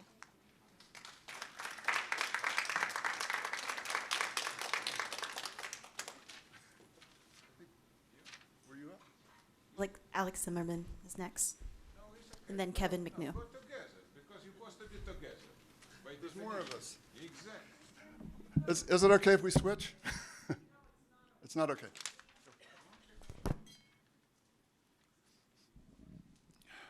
Hi, my name is Alex Zimmerman, and I'm president of Stand Up America. Guys, I start come to you because what is happening right now is a critical situation. We have a fascism, and this fascism right now come to very bad condition, like all fascism, what is I know, in exactly in 20th century. You guys, teacher in your union, you are one from biggest division what is fascism support fascism. You are fascist division. This is exactly what as I start come here. Because what is you doing is terrible. I live more than 30 years here. You brainwash children for many, many years. And right now, these children come and start acting like you because you're successful, you know what it means. You here, council here, bosses here, Democrat here. You understand about what I'm talking? So children see this and what's happened right now. This like Darwin, you know, natural selection. So we have a pure fascism, 100% fascism. Believe me, I'm expert in this. Probably one expert in Seattle, I think. Guys, what is you doing right now is critical, not because you brainwash people, because everything what is fascism before did this is come to life what is bad for people. Look right now. 700,000 people in Seattle. I never see one happy face right now for last couple of years. No one. It's exactly what is you did. Fascism always cannot be for so long. This will be collapse in your, what is I call Nazi social democratic mafia with Gestapo principles. It's exactly who you are, guys. And you all identical. I go everywhere. I go in Puget Sound Regional Council. I go to council. King Country from Tacoma to Everett, I see different. Seattle and King Country, different. Stand up, America. And God love this country and freedom of speech. Next up, please. Hi, my name's Jeff Treisman. I'm the school librarian at Denny International Middle School. I want to thank you for giving me this opportunity to express these thoughts. In our district-wide social equity work, one of the norms we use has to do with intent, the intent versus impact binary. Now, I've spoken to before this body before, and some of you privately, and I have no doubt, there's no doubt in my mind that your intent is good. But when it comes to impact, I have to wonder, whose side are you on? Libraries have a positive impact on student performance. We have hundreds of studies to prove this and few to disprove it, something that cannot be said about standardized testing. It's not just in the individual school where librarians have impact. Librarians have impact district-wide. As each of us come up with solutions to problems in our schools, we share the solutions through collaboration. And guess what? We willingly and gratefully steal ideas from each other as needed. The more of us, the more solutions, and boy, do we have problems. Libraries store the wisdom of the ages. Having librarians in the school is having access to the elders. There are resident elders in the schools, even the young librarians. Why, knowing all of this, would you cut instead of increase the number of librarians? The knee-jerk response, of course, is fiscal responsibility. But I have to ask, responsible to whom? The scarcity narrative is for the benefit of the rich. It needs to be challenged. And you are the ones that need to challenge it. Thank you. Thank you. After Kevin McNew, we will have Katie Ellingson, followed by Craig Seychelles and Kathleen Eads. Hi, my name is Kevin McNew, and I would also like to speak to the issue of the cuts that are proposed for the K-8 middle school and high school librarians. So I'm currently a .5 librarian at Leschi Elementary School. I'm also the .5 technology teacher. I've worked for Seattle School District for over 18 years, 15 years in the classroom. And I love Seattle, and I love Seattle Public Schools. And with that, I want us to all consider what really makes Seattle so amazing and what is the spirit of Seattle. What's the soul of our city? And our economy and our landscape and everything is changing very quickly right now. There's so many things happening so fast, but that doesn't mean that we should be giving up what makes this special part of the country so wonderful.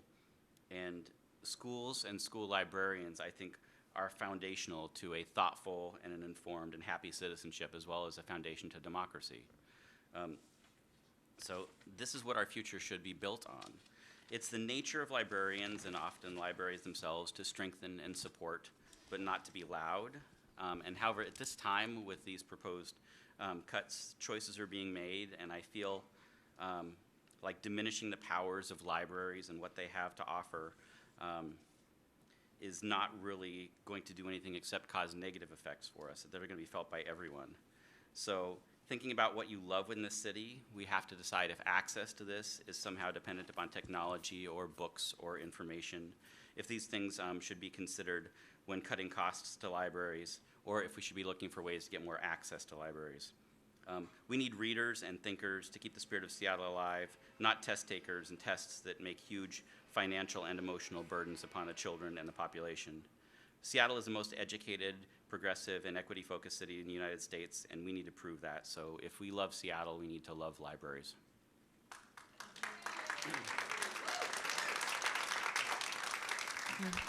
Katie?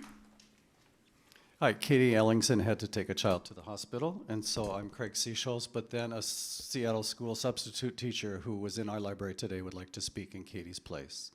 I'm Craig Seychelles. I'm an elementary librarian, and like Kevin, .5 library and .5 technology teacher. I'm also past president of the Washington Library Association. As we all work for the passage of the two important levies, it's very painful to be talking about cuts. For a $2 million savings for cutting librarians, is it worth putting significant district print and digital resources at risk? Librarians in every building care for a $300,000 print collection, a how many $100,000 digital collection, carts and electronic resources. And if that's a half-time high school, are those resources unused or unmanaged and unstewarded? A cut to libraries is going to put a real vulnerability onto fixed assets, which will be even harder to restore. 2, is it worth depriving students of the essential library and information technology instruction? In your board meeting the other day, it said school librarians are not teaching staff, and it pained me to see that slide because I spend all day teaching. At Dearborn Park, our students created the MLK assembly in PowerPoint with embedded video, shared those documents, 2 people working on 2 computers, shared it with the teacher, and presented a school assembly that was entirely student-driven about all the other people besides Martin Luther King who spoke up for justice, equity, and jobs. That's student work at the 3rd and 4th grade level in a school with a full-time librarian. 3rd point, we're driving families and staff away from our district. 33 Puget Sound school districts have full-time librarians. Seattle and Federal Way are the 2 largest who do not. And I know many districts are challenged, but many districts, 33 of our neighbors are finding a way. And so I urge everyone to keep working together to find that way.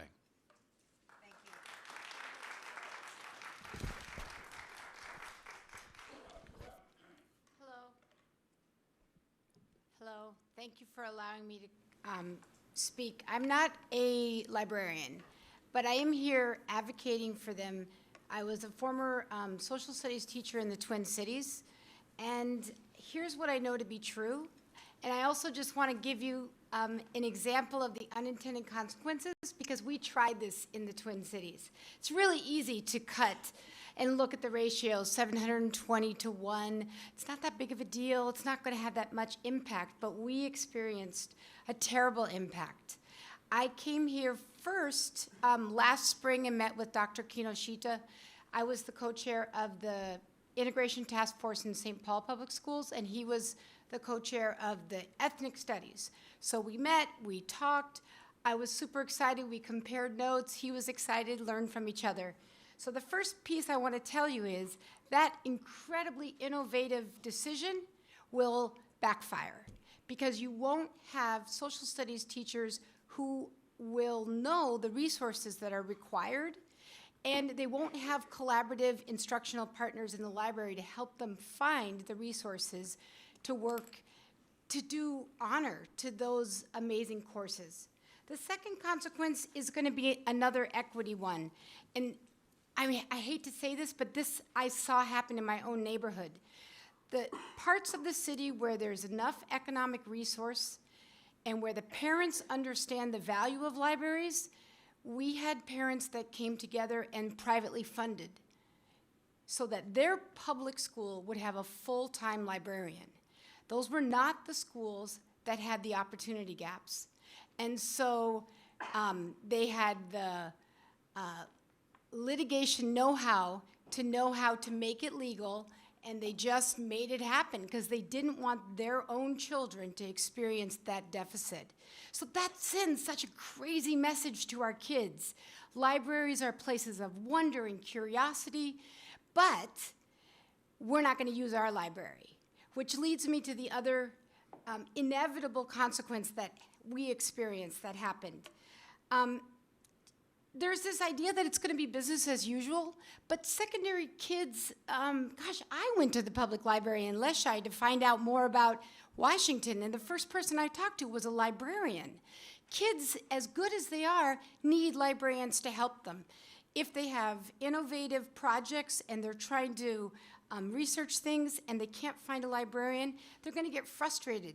Teachers are going to get frustrated, and then there also becomes these safety concerns. So then they become these spaces with lots of books, but nobody can go to because there isn't a qualified adult to help individualize the learning. Thank you very much. I hope you can resolve this. Our last speaker this evening is Elaine Harger.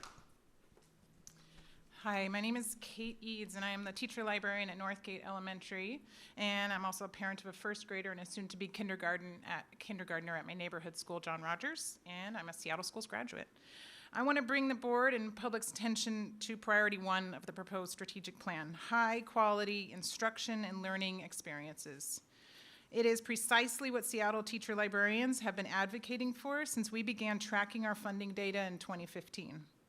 We have been bringing attention to the inequitable funding of our library resources that provides a great advantage to our white and wealthy communities, leaving our children of color behind. The library funding gap between the haves and the have-nots has only grown since we started pleading for your action several years ago. We now have a school where each student is allocated only 14 cents for library materials for the year. Meanwhile, PTAs and foundations continue to pick up the slack in other schools, providing nearly $250,000 in library materials and approximately $250,000 in additional FTE in a handful of schools for library services. The strategic plan can pave the way for library equity. Until then, our PTAs and foundations will continue to save our library programs in some schools.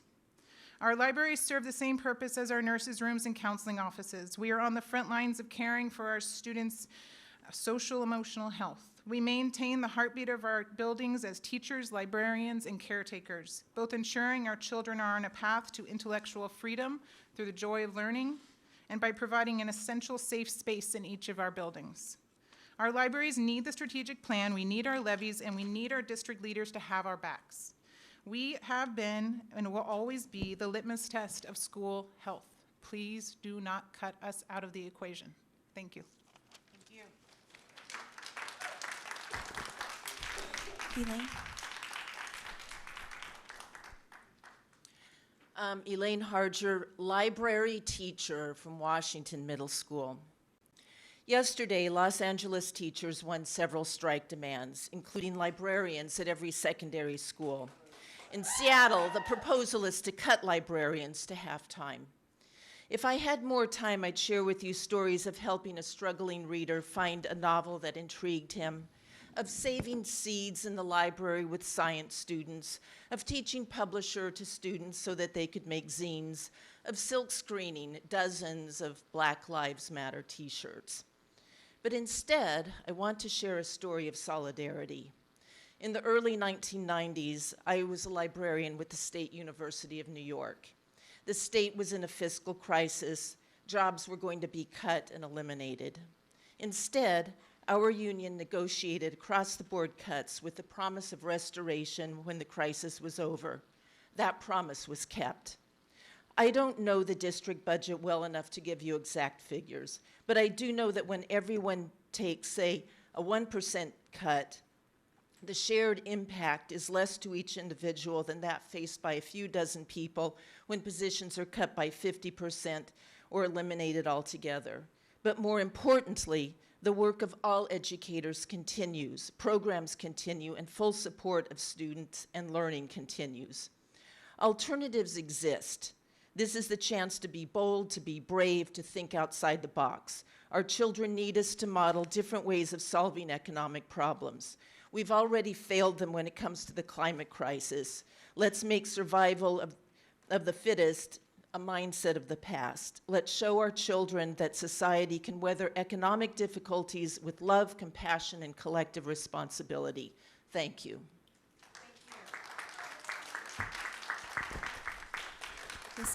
This concludes the sign-up list for public testimony this evening. Okay, we are back to director reports. Director Mack. Good evening, and thank you very much for coming out tonight on the issues that concern you. I know I, as a board director, and all of us really appreciate hearing from you, hearing your perspective, and then your passion also informs us and also motivates us to do this work. I was really, really moved, Superintendent Juneau, by your address to us, and I want to also thank my colleagues and honor School Board Recognition Month. I appreciate how you did a great job of calling out each of our strengths, that we kind of all bring something to the table, and I feel really grateful that we work well together as a board, and so thank you, all of you.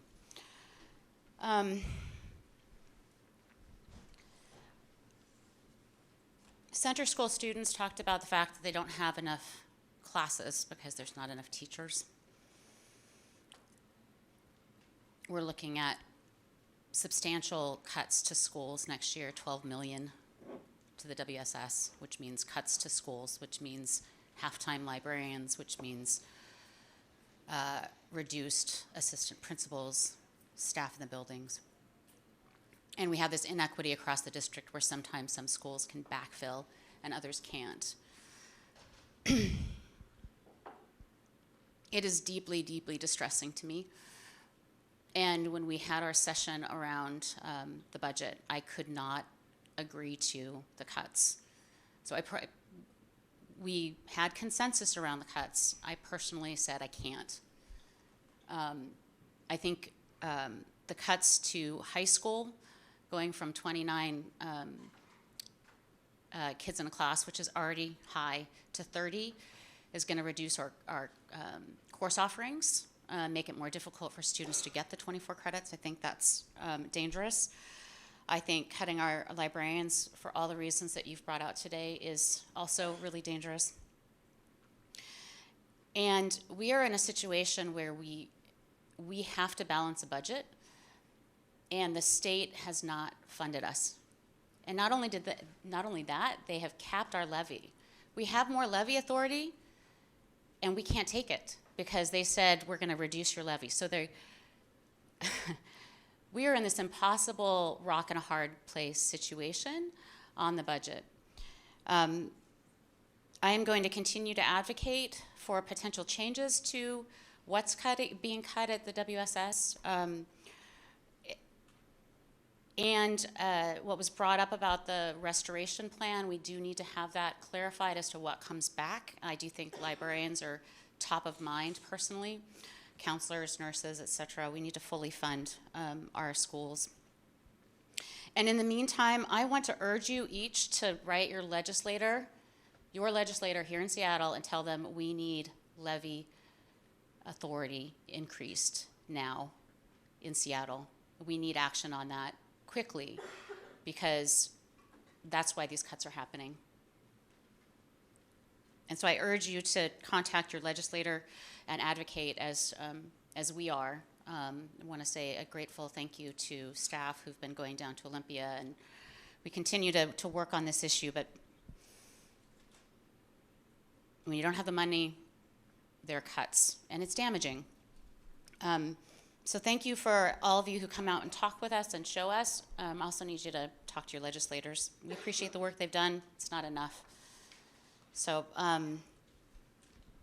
there's my rant. I I had a community meeting a couple weeks ago and nobody showed up. It was a beautiful Saturday day.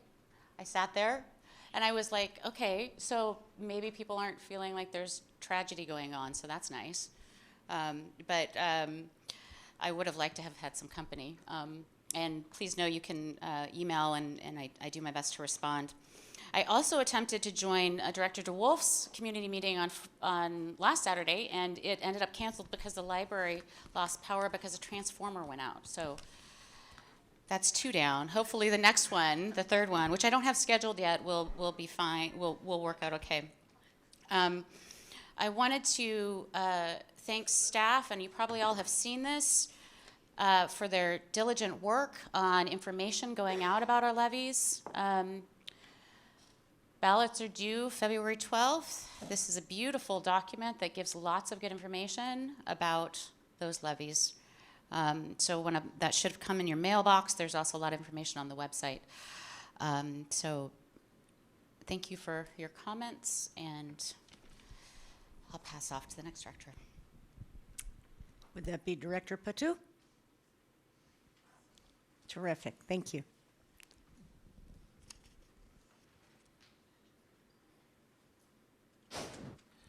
It is always great to be here and share opportunities to hopefully to see something positive or say something positive that's happening in our schools. I'm kind of out of it, mainly for the fact that I've been out of the state for a couple of weeks, and when you do that, you come back and you feel like you're in a different place. So I am really happy to be back here today, and hopefully that as the week goes by, looking for better ways of how to be able to find possible fundings in terms of what we're going through right now.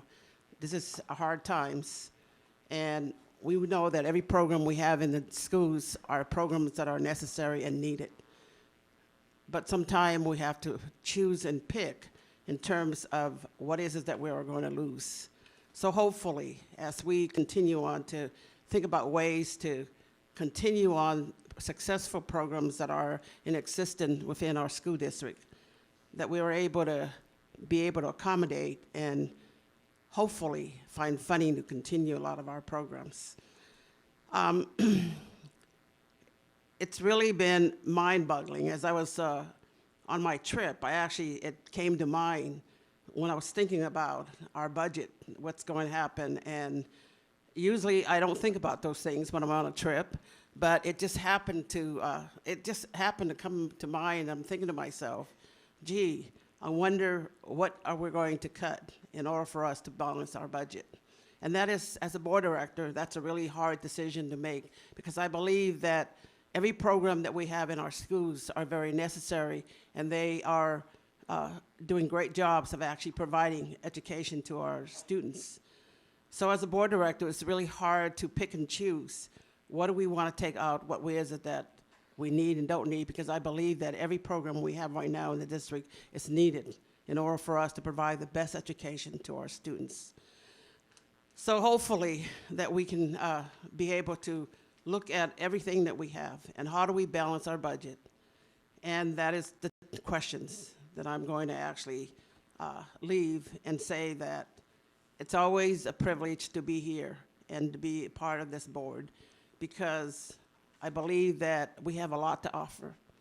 We may not always solve problems that are oncoming, but we believe with all our hearts that we can make a difference for all our students. So hopefully that things will change and that we will see a better ending than what we're going through right now. Thank you for coming, and have a wonderful evening. Thank you. Director Geary?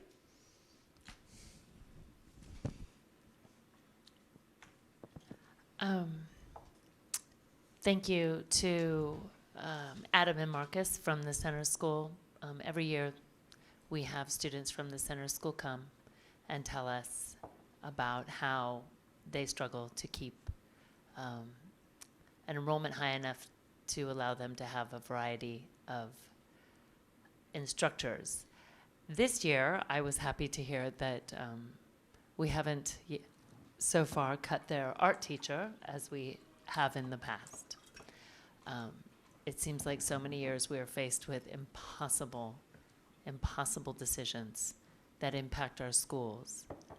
We are a unique district in that we provide such a wide variety of educational offerings, and that's in large part because we have such a wide variety of students, and each one of them brings a certain set of needs that we are trying to make sure that we're creating an environment that they stay engaged, because each and every student is that important to us, but it is expensive to do.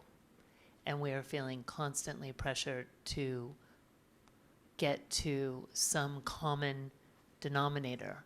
And we fight against that because the lowest common denominator doesn't work for all of our kids.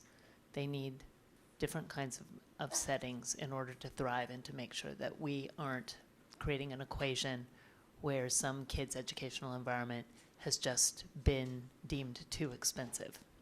So that's the reality of sitting up here and making the decisions. And I think everybody up here can think of a student that has a very specialized educational environment that takes way more than its fair share, according to the state, under the WSS. So where do we go? Where do we go to find the funds? We fight, we talk to people, and we go out and we say, basic education isn't a workable education, and it's certainly not the education that Seattle wants for its kids. And so we have to continue to remind Olympia that basic isn't even functioning for us, and we need more. So restoration is coming. We will start planning that, and we will take everybody's input into account, and we will do our best to make a plan. If we can shake more out of Olympia, we will make the plan to restore the services that we know our community wants and deserves and needs for the kind of education that they want for their kids. I agree with the person who says that it is becoming harder and harder for families in this city. It is a message that I take continually to anybody who will listen, to the people we pay to make decisions, unlike my fellow honored board members. So we hear you. Thank you for coming. We want to do our best by all of you.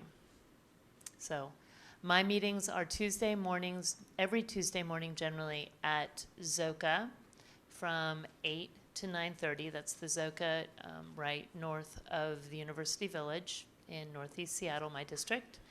You're welcome to come. We usually have a group of people who are really interested in education, just hanging out and talking about what they do. A lot of them very active volunteers within our district, so it's always a pleasure. I hope you can come. Check Facebook, my Facebook page. If for some reason I can't make it, kids, appointments, those kinds of things pop up, I will post that I won't be there, but most Tuesday mornings I am. So thank you again, everybody, for coming out. I wish we had something to offer you right now, but we'll keep your messages in mind. Director DeWolf, you wanted to respond to comments. Yes, thank you, President Harris. First, just want to again really share gratitude for our students from Center School for coming out and speaking about their experience at Center School. And I also just want to offer, when I was in the Peace Corps, I opened up a library at St. Peter's Anglican School in Belize, so have a really special place in my heart for libraries and librarians. And I think what is really something I will commit to is we'll work with the board to encourage Superintendent Juneau to identify and maybe develop a restoration plan to make sure that if there is a path forward out of this budget mess, this budget gimmick, that we can make sure we're restoring in good faith the work that you do in our schools. But I also want to be very clear about something. Your Washington State Legislature did not at all, not only in its definition of basic education, but in its priorities and how it is funding our schools, prioritize you as librarians. So while it is hard for us to make these decisions, it is absolutely important to elevate the fact that the state of Washington defines basic education and their formulas, providing us 9 school nurses for 104 schools.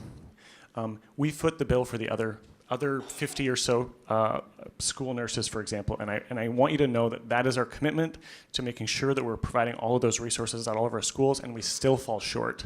So I did this last year, and I'm going to keep telling you every time, please continue to email us, but if your state legislators are not CC'd on those emails, it's going to be hard for them to know what it feels like to have your positions and the services that you provide cut, because you are critical to our schools, and everything you said is true.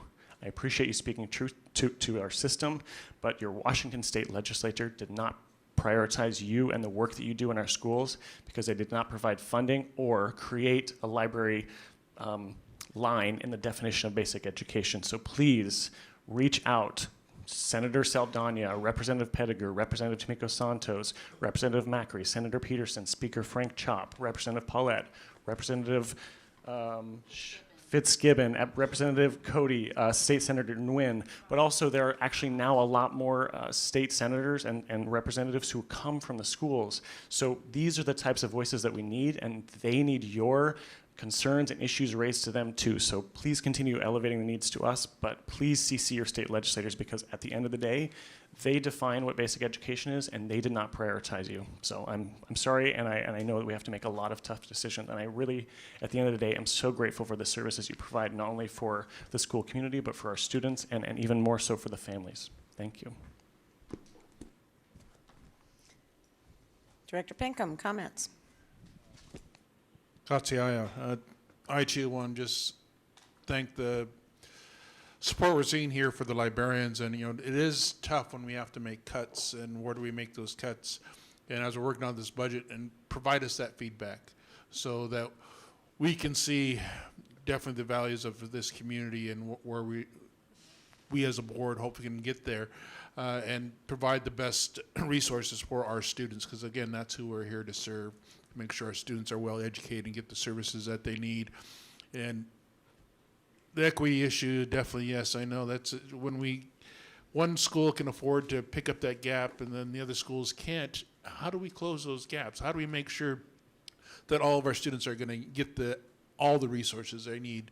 So continue advocating for yourself, continue advocating for your students, for our community, and we'll all make this a better place. So I just want to thank you for coming here and sharing your thoughts and perspectives, and keep us on our toes, and keep your other elected officials on theirs as well, so we can move forward in a positive manner. Again, Katsiaya for being here and sharing your viewpoints. Okay, last, hopefully not least. Thank you guys for being here.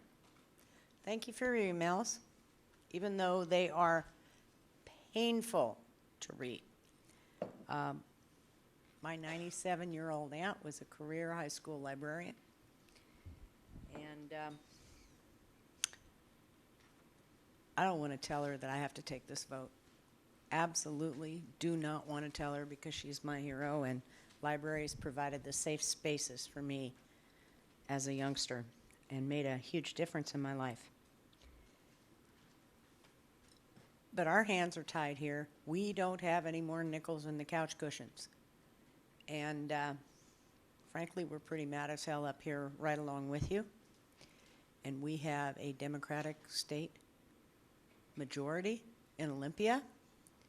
And now it's kind of time for folks to put up and tell us what they really believe in terms of funding, and whether 9 nurses for 104 schools is acceptable, whether the negligent funding of special education services is acceptable or defensible. And we need to be in Olympia, and we need to be loud, and we need to be proud, and we need to be talking about what this means to every one of our 53,000 kids, and what it means to our staff when we lose resources, and more importantly, loyal, committed, brilliant, talented, passionate people. It's unacceptable. It's beyond unacceptable, but we're left with Hobson's choices, truly. And we need to find the money. And if we live in one of the richest cities in the country, then we need to fund those priorities. And I, for one, will yell bloody murder back if we cut librarians and then we turn around and pay for librarians from PTSA funding, because that is not equitable and that is hypocritical on wheels. It's not okay. We need to knock it the hell off. We need to live our values.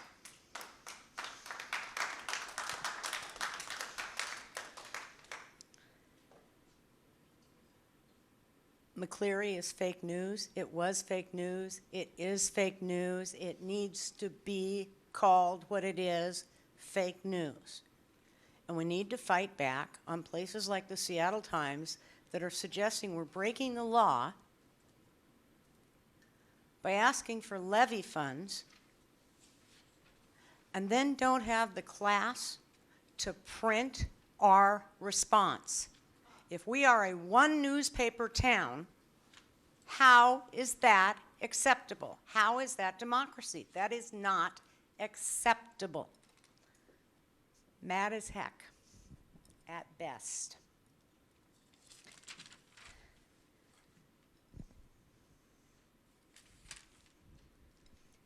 My next community meeting is February 16th, 3 to 5 at the Del Rich Library. And for those of you all keeping track, it's Lasagna Day.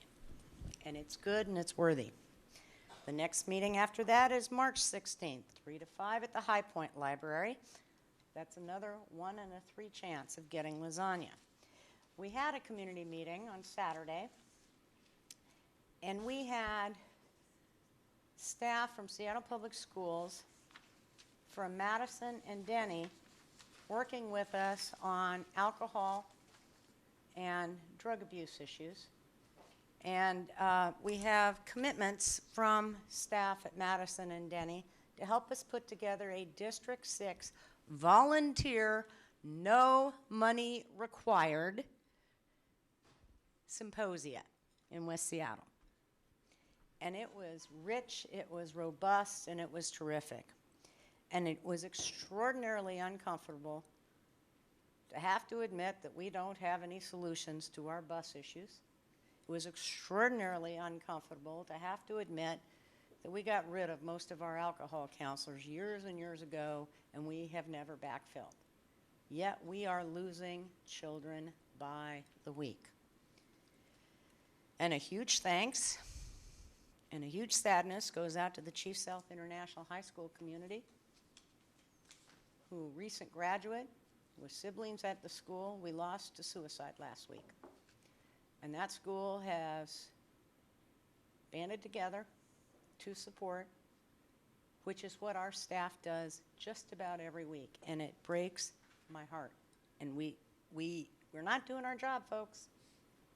And it takes money, and money talks. Several other things. Saturday, 10 to noon, 35th, West Seattle Bridge. We're going to have levy signs for you. We're going to be waving those signs, and come on down and we'll have a party. My personal email is harris@comcast.net. I got 100 signs in my backyard. I'll bring them to you. Let me know where you live and how many signs you want.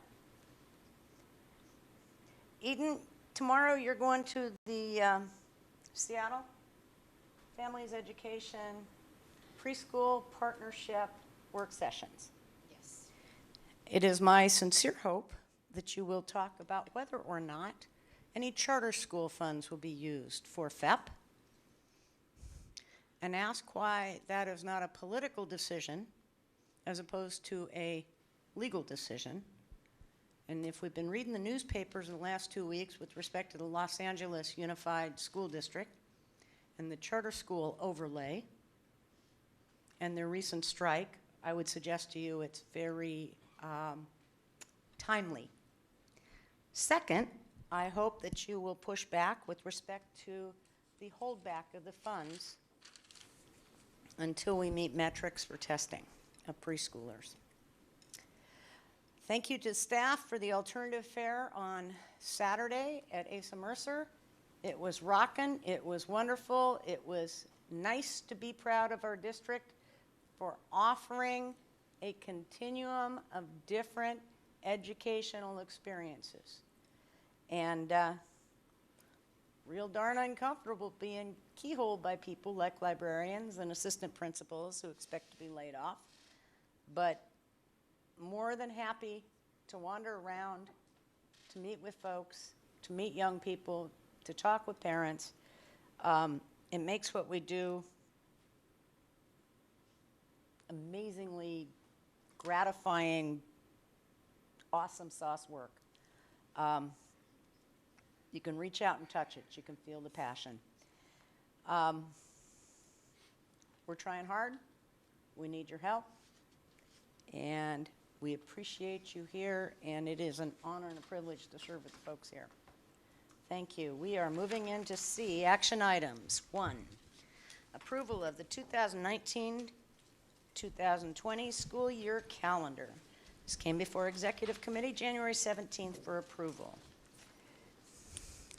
I move that the school board approve the 2019-2020 school year calendar as attached to the board action report. Immediate approval is in the best interest of the district. I second the motion. Dr. Clover Codd. Sure, thank you, good evening. Tee us up, please. Yes, Chief Human Resources Officer, thank you very much. So as you're aware, the district is obligated under its collective bargaining agreement with the Seattle Education Association to bargain the school year calendar. A general framework for when we begin school or have designated breaks is outlined in our current agreement. However, each year, we must still come before the board to receive final approval of the dates for the next calendar year. The attached calendar provides for the first, last days of school, state in-service or waiver days, winter, midwinter, spring breaks, other holidays that are non-work days for staff, snow makeup days, tri-days, and parent-teacher conferences. The calendar also incorporates the 75-minute early release time that is dedicated to teacher collaboration and time to address elimination of opportunity gaps. Additionally, staff looked at where significant religious holidays are observed in major religions and considered these in relation to important dates in the school calendar. Our goal is to have a more inclusive calendar for all of our students and families. We reviewed the University of Washington's calendar of religious holidays, as well as OSPI's, and both of those calendars include notes on when a holiday is a non-work day for those that practice. We will continue to work with our community and our labor partners to be mindful of our students' and families' religious observances and work towards inclusivity and being more culturally responsive as we design and negotiate calendars in the future. And with that, I will open Comments, it up for questions, concerns from my colleagues. Director DeWolf, Director Mack. Yes, thanks, President Harris. And thank you, Chief Clover Codd, for the incredible work on this. I know that we had some really important conversations over the course of the year to make sure that we were really thoughtful and engaging with the right folks around which holidays would coincide with any of our important dates. So I really thank you for taking the time to do that. I've heard a lot from the community, particularly from the Jewish community, and I know that they're super grateful that we were thoughtful and considering all holidays and we're inclusive of that. So thank you for the work on that, and thanks for attention to detail.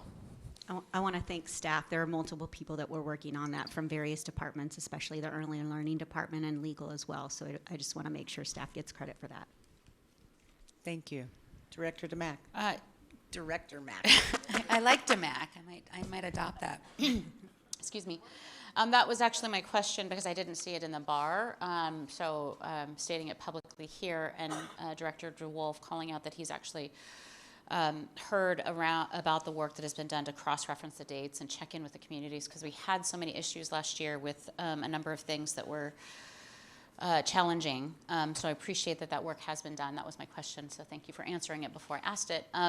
My other question was about the testing schedule, and I didn't see it in there. My understanding was that had the schedule of standardized tests also had to be approved with SEA, and I'm wondering why that doesn't show up in this bar, or does that show up later? Are those dates picked? So those dates do not show up on the official school calendar for the next calendar year. There is an SEA committee, joint committee, where we work to look at the assessment calendar and make sure that it's balanced, and there's a different approval process for that. It is not part of the official school year calendar that we bargain with our labor partners, though.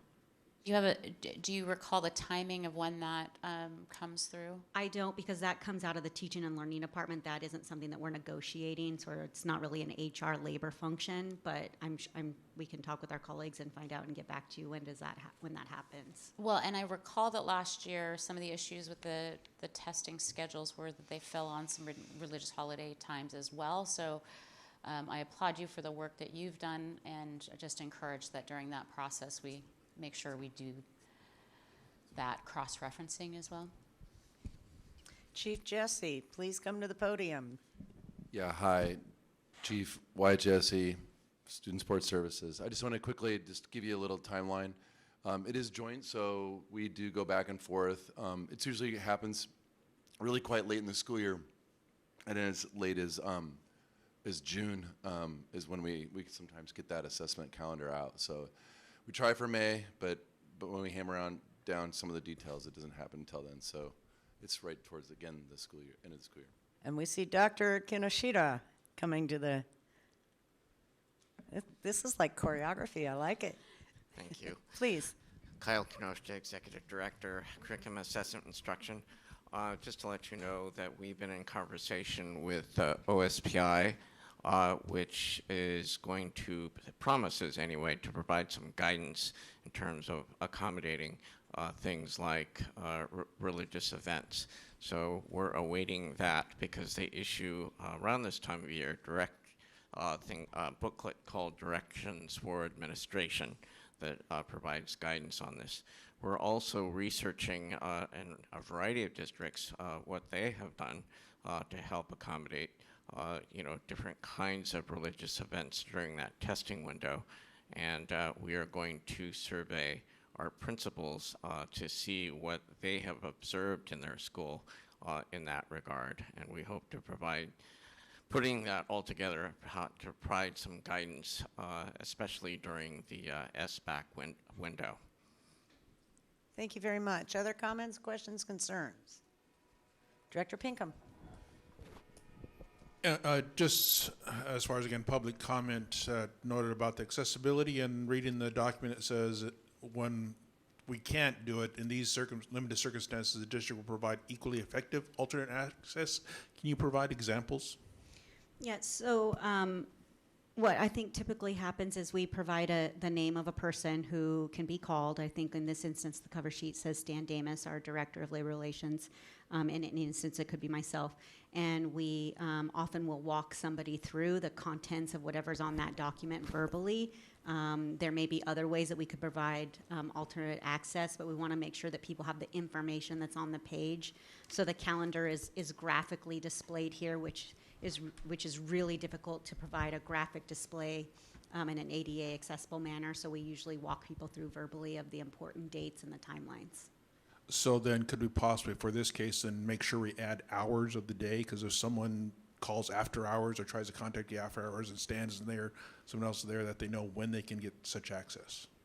Okay, I think that's a basic template that we put for all of our bars and all of our materials that are posted. So I'll have to check with our board office, but certainly I can make sure that there are email contacts and phone numbers so that if in this instance somebody wants access to the calendar, we can provide that. Okay, seeing no further comments, questions, concerns, roll call, please. Director DeWolf? Aye.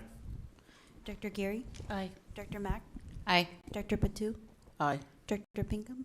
Aye. Director Harris? Aye. This motion is passed unanimously. Thank you. Number 2, Resolution 2018-19-15, requesting a waiver from the 180-day school year requirement for parent, guardian, teacher conferences. Came before Executive Committee January 17th for approval. I move that the school board approve resolution 2018/19-15 as attached to this board action report. Immediate approval is in the best interest of the district, as this resolution and the related waiver are tied to the approval of the 2019-2020 school year calendar. I second the motion. Diane Tear DeBacker. up. Thanks. Diane DeBacker, Chief Academic Officer. I'm here today to request on behalf of staff that the board approve the waiver from the 180-day requirement as presented to you in your board packet. I have with me today the person who knows much more about this than I do, and that's Mr. Ronald Boy. So with that, we will entertain any questions.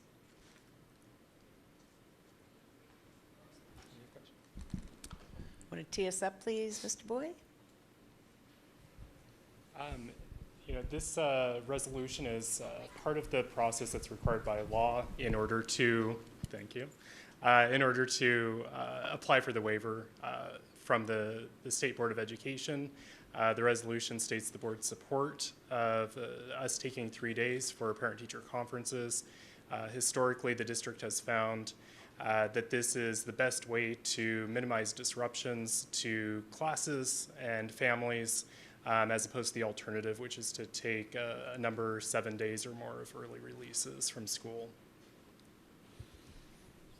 Comments, questions, concerns from my colleagues? We had a fairly rich discussion of this in intro. Director Mack. Executive. At the executive committee.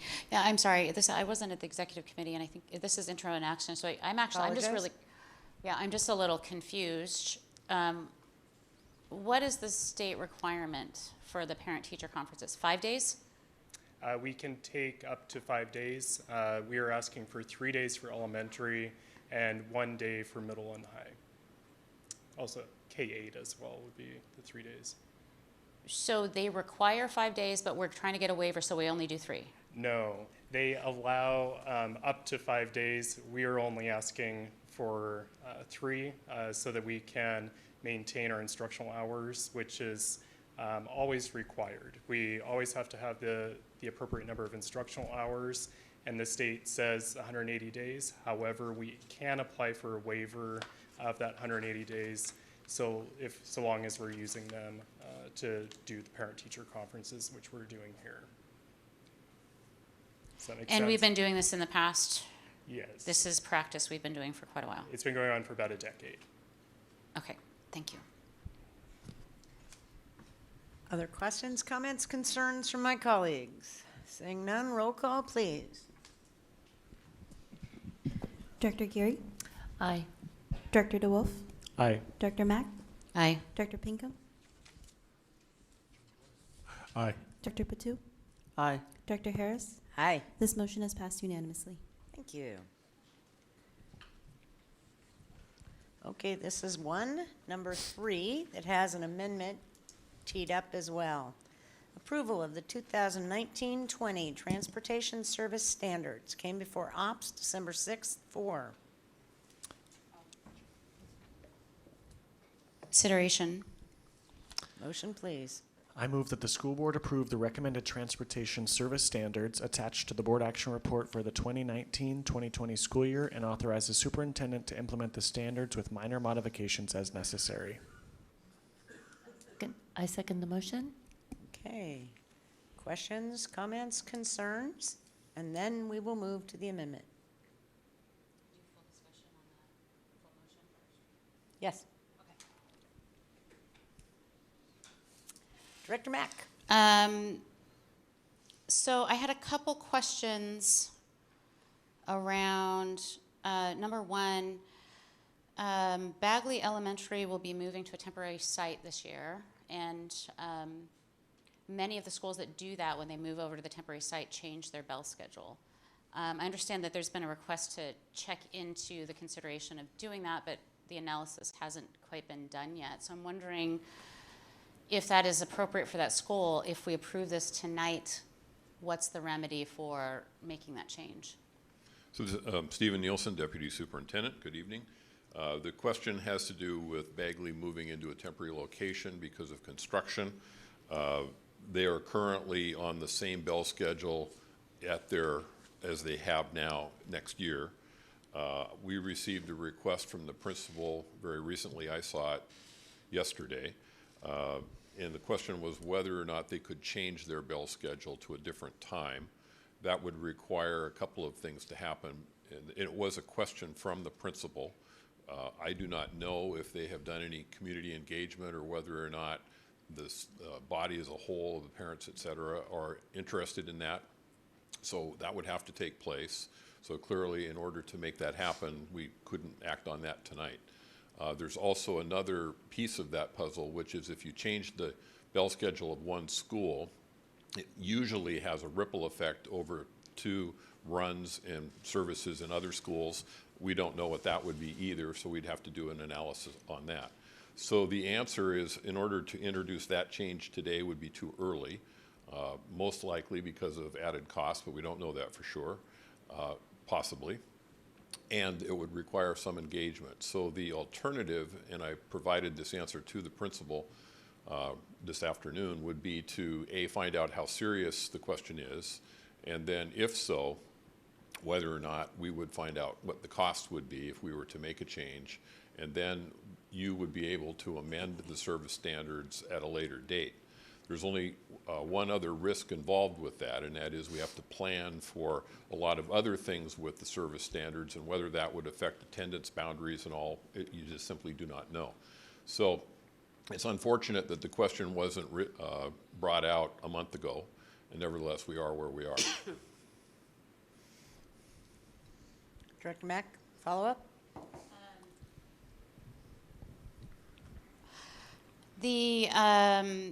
I just wanted to note that in the bar, the Appendix A was actually posted twice, and one had a red line and one didn't, so just, it's the same information.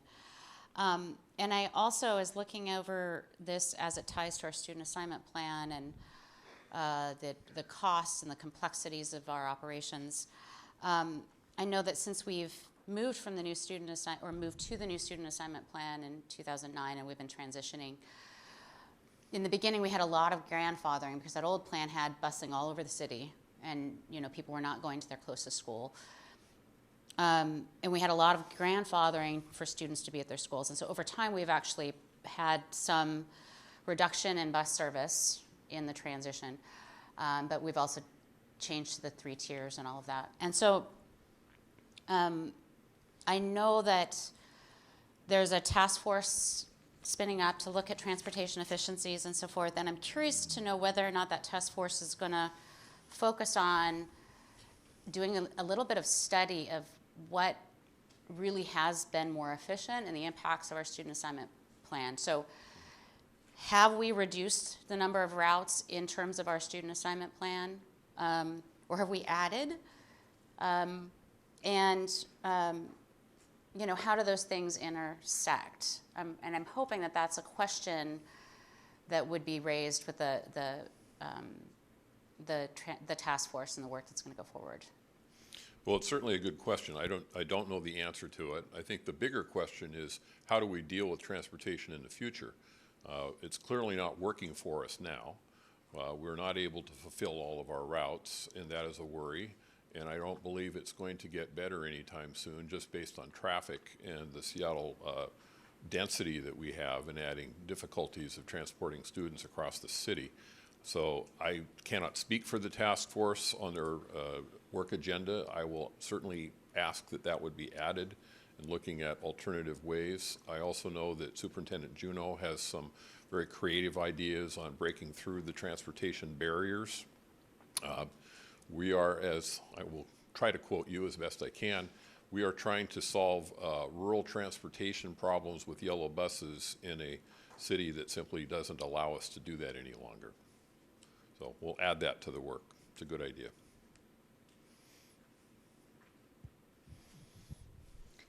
Other questions, comments, concerns, or are we ready for an amendment?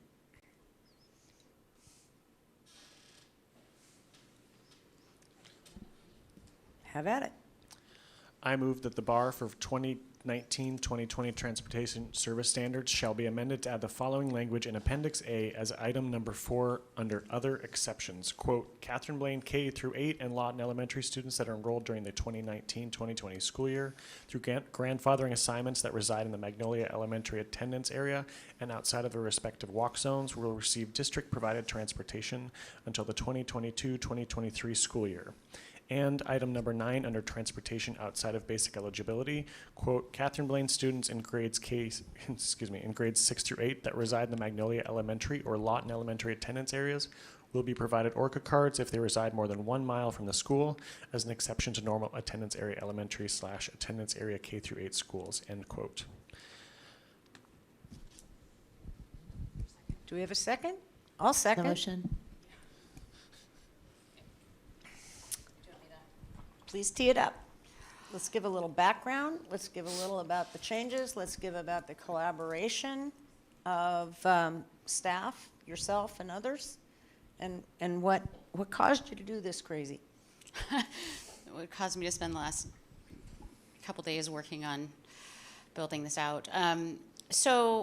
Director, just want to point out that Director Burke has co-sponsored this amendment with me, even though he's overseas. But he's been in touch, and he was looking at the language as it changed and as the work went forward. I'm bringing this amendment forward because getting students to school is critically important, and it's critically important for our most disadvantaged. There's a misconception that the Magnolia neighborhood is all wealthy. It's not true.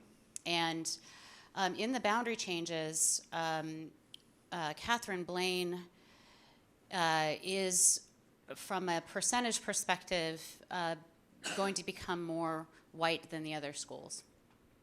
And at the same time, we are increasing the middle school seats there, and we want students from the neighborhood to go to their closest middle school. It assists with the capacity relief at capacity balancing at the other 2 middle schools that students attend from the Catherine Blaine area. Which are? Hamilton and McClure. The 2 things that this amendment is doing, and they're broken out in the bar, but to try to say it as concisely as possible. The first is that in the decision to grandfather the siblings of the students that are staying at Catherine Blaine and at Lawton, those students would lose their transportation if we didn't continue to provide it. Their older siblings in this school would get a bus to school, but then the younger siblings would not.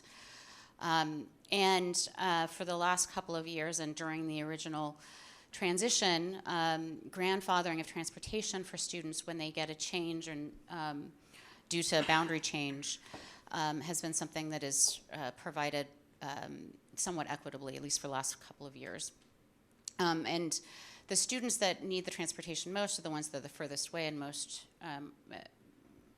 in our neighborhood, it's the neighborhoods that are, it's the most demographically diverse areas. So continuing to provide those transportation services to those students, I think, is important to get students to school, in keeping with what we've done on other grandfathering practices and boundary changes.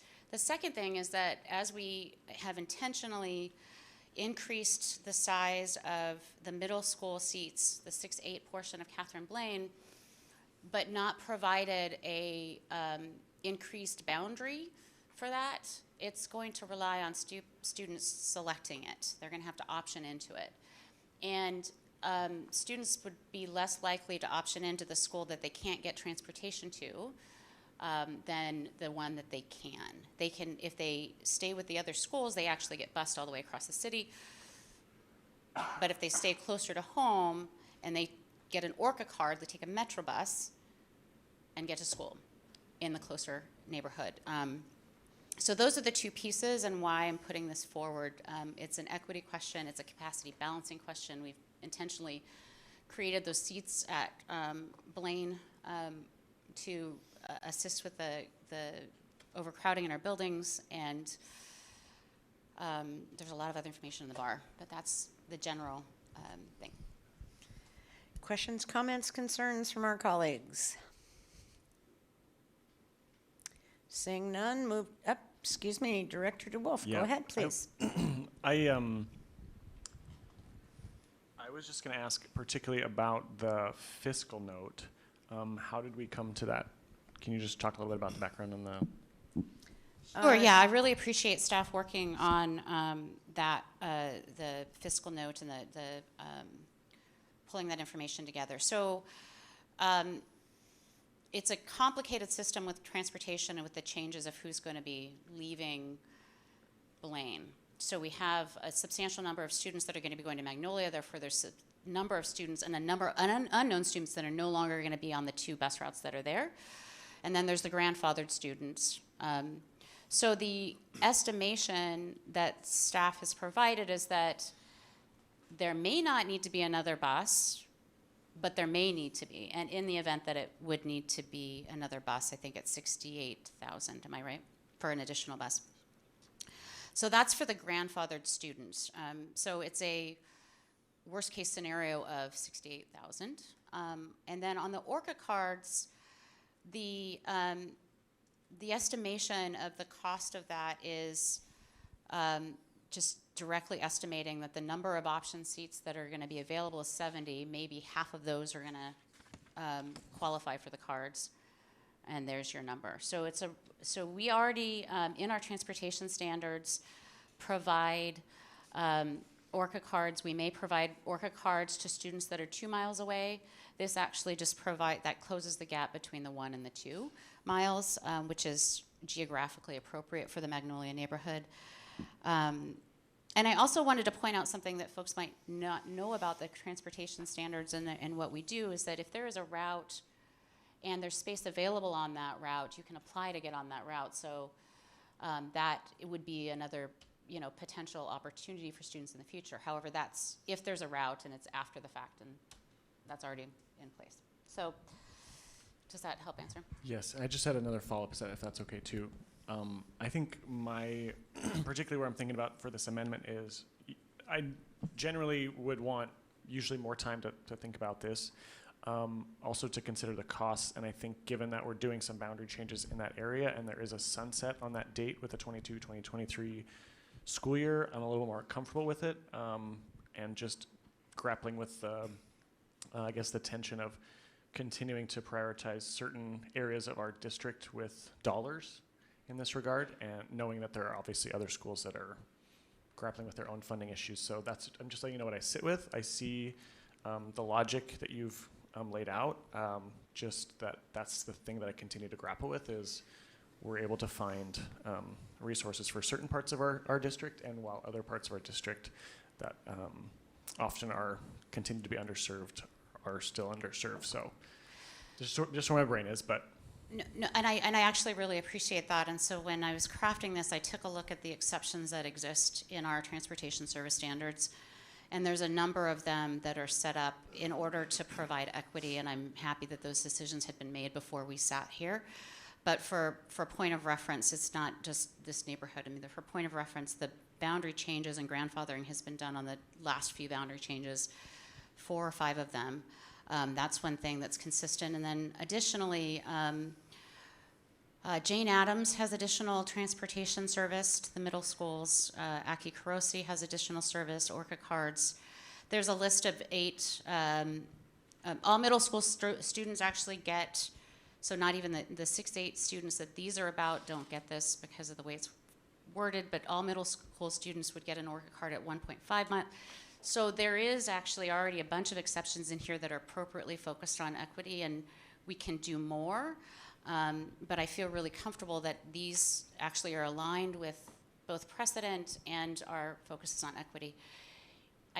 We changed from the original concept of providing the yellow bus to the students in the 6A portion because of the potential even greater cost, and said, let's go with the standard that is more consistent across the district of the ORCA card provision. So I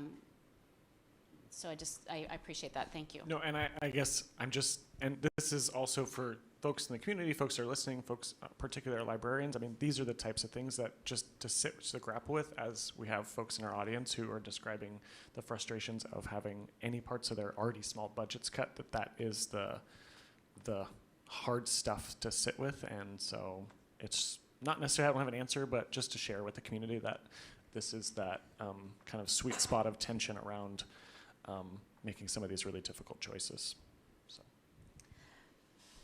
Superintendent, yes, please. I just wanted to point out, as this amendment was getting drafted and all the back and forth and the emails that were happening in order to get this to the point, Deputy Superintendent Nielsen's really taking the lead on making sure that we're addressing all of these types of issues. And so I just want to give him a few minutes to talk a little bit about the process we've been through, some of the challenges we face, and some of the concerns that we have around this amendment.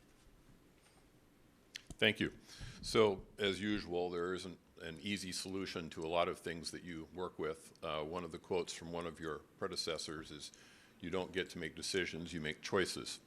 As staff, it's our job to look at a number of factors that go into all of these decisions related to this particular amendment, and there are three. So I will reiterate them. First is, as Director Mack pointed out, you will not know what the cost of the ridership is for the added bus until we know exactly how many students are enrolled. What we do know... Can I interrupt you and ask you a question on that? Yes. Historically, have we known the costs when we've made these changes? No.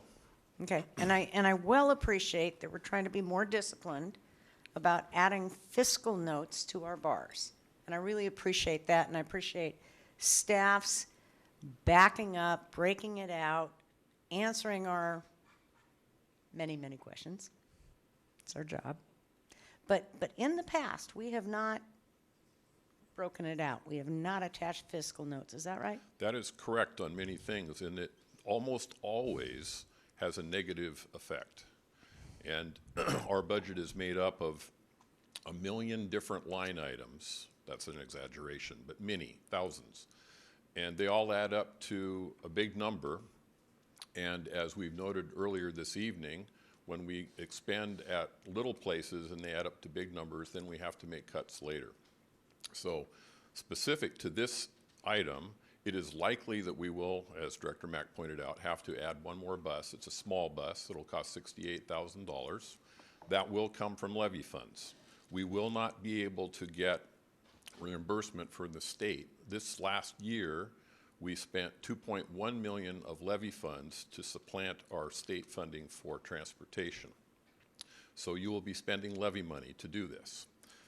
Therefore, staff does not support this amendment.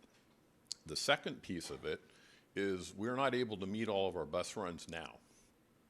We're still short of drivers. We're still having a problem with late buses, and we would be adding to that challenge.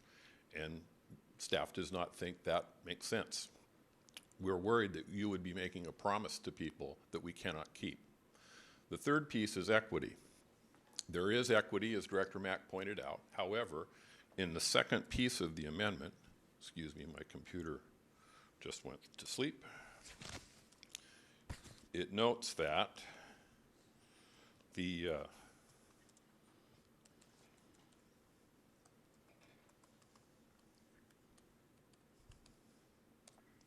ORCA cards would be provided, and that would be consistent if we were having an equity provision for those ORCA cards. This particular amendment, as Director Mack pointed out, would change the ORCA card provision from may to will. That is in all of our other standards for ORCA cards. And it would change the mileage from 2 miles to 1 mile. We recognize that some neighborhoods have challenges with valleys and all, and certainly Magnolia and Lawton does. That's true. Nevertheless, it's not equitable with other provisions that we have in our transportation standards across the city. So for those three reasons, we cannot support this as staff. Other questions, comments, concerns from my colleagues? And Director Mack, did you wish to respond? I appreciate the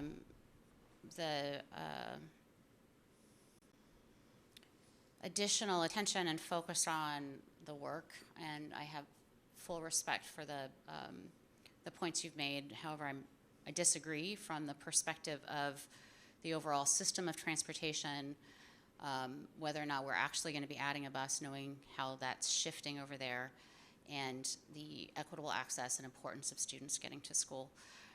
Sometimes when we are trying to save little bits of money, we impact the larger vision in a way that's not helpful.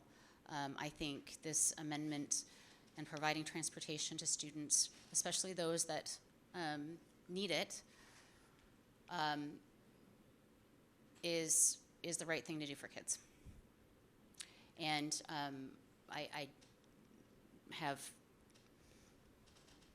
respect for the analysis that was put forth, but I'm not sure I agree on the final fiscal note. And I don't think the impact is going to be as great as is being stated. So, thank you. Director Geary, please. For my clarity, are we, would these students have been provided transportation to get to school in 6th through 8th grade if we hadn't made a boundary change? Yes. They would have been provided transportation. And so now they will not be provided transportation if we don't pass this amendment. Is that correct? Yes. Yep, that's true. Yep. The difference would be the equity on the ORCA cards and the distance. Right, but this is only, it's my understanding that this is being proposed only for the period to fulfill what they expected in terms of enrollment to sunset. That's the There- grandfathering piece. Right, so the there are two grandfathering pieces. piece. Yes. And so does the ORCA exception extend beyond the grandfathering piece? Yes. So there's the grandfathering piece, which is the students that would have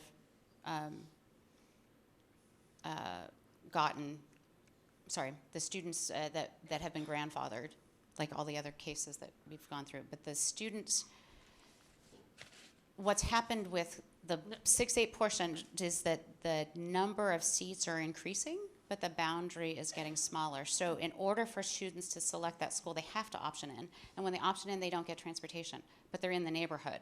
And if the Blaine attendance area would have captured these kids in the first place, but they're not now because of the change in the boundaries. And my concern is that we treat similarly situated neighborhoods the same, and I'm hearing that we're giving something to this community that we don't give to all of our communities. Is that correct? Yes. And that therefore the fiscal note for me then becomes, what is the fiscal note around parity and what is the fiscal note around equity? Because I believe, it's my understanding going back, we did some 1 mile radius allotments, but that was really based around portions of the city with dangerous road crossings and high FRL counts. And so that if we were to find similarly situated neighborhoods to Magnolia and offer them this same benefit, what is the cost of that? Because I do not want to create pockets of disparate treatment. And I misunderstood that. I thought this was all sunsetting around the grandfather The 12 question. grandfathered students, right? Correct. So to me, that is it's an important question to have answered, and it could be far more expensive than that which is being proposed here. In response to that question, that is actually the reason for this amendment. What you talked about is the dangerous roads and where the students live.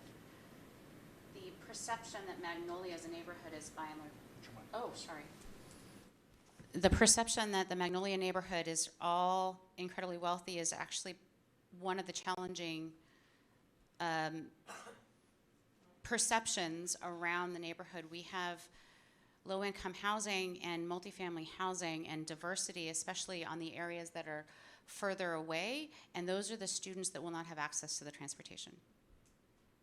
I don't doubt it, but we haven't done that analysis throughout our city because we may have other neighborhoods that have very similar situations that we aren't treating with parity. And so that would be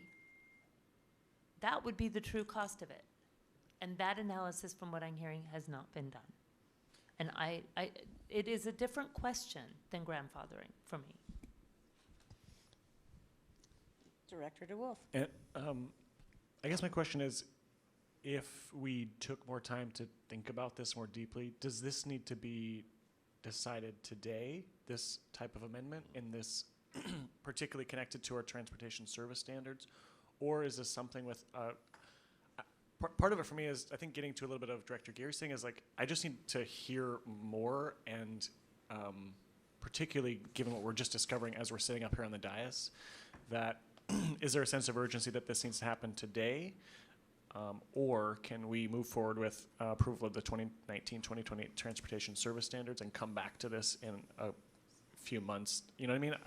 I don't feel like I can move forward with supporting it without even just sitting with the unintended consequences and some of the other issues that are coming up on the dais.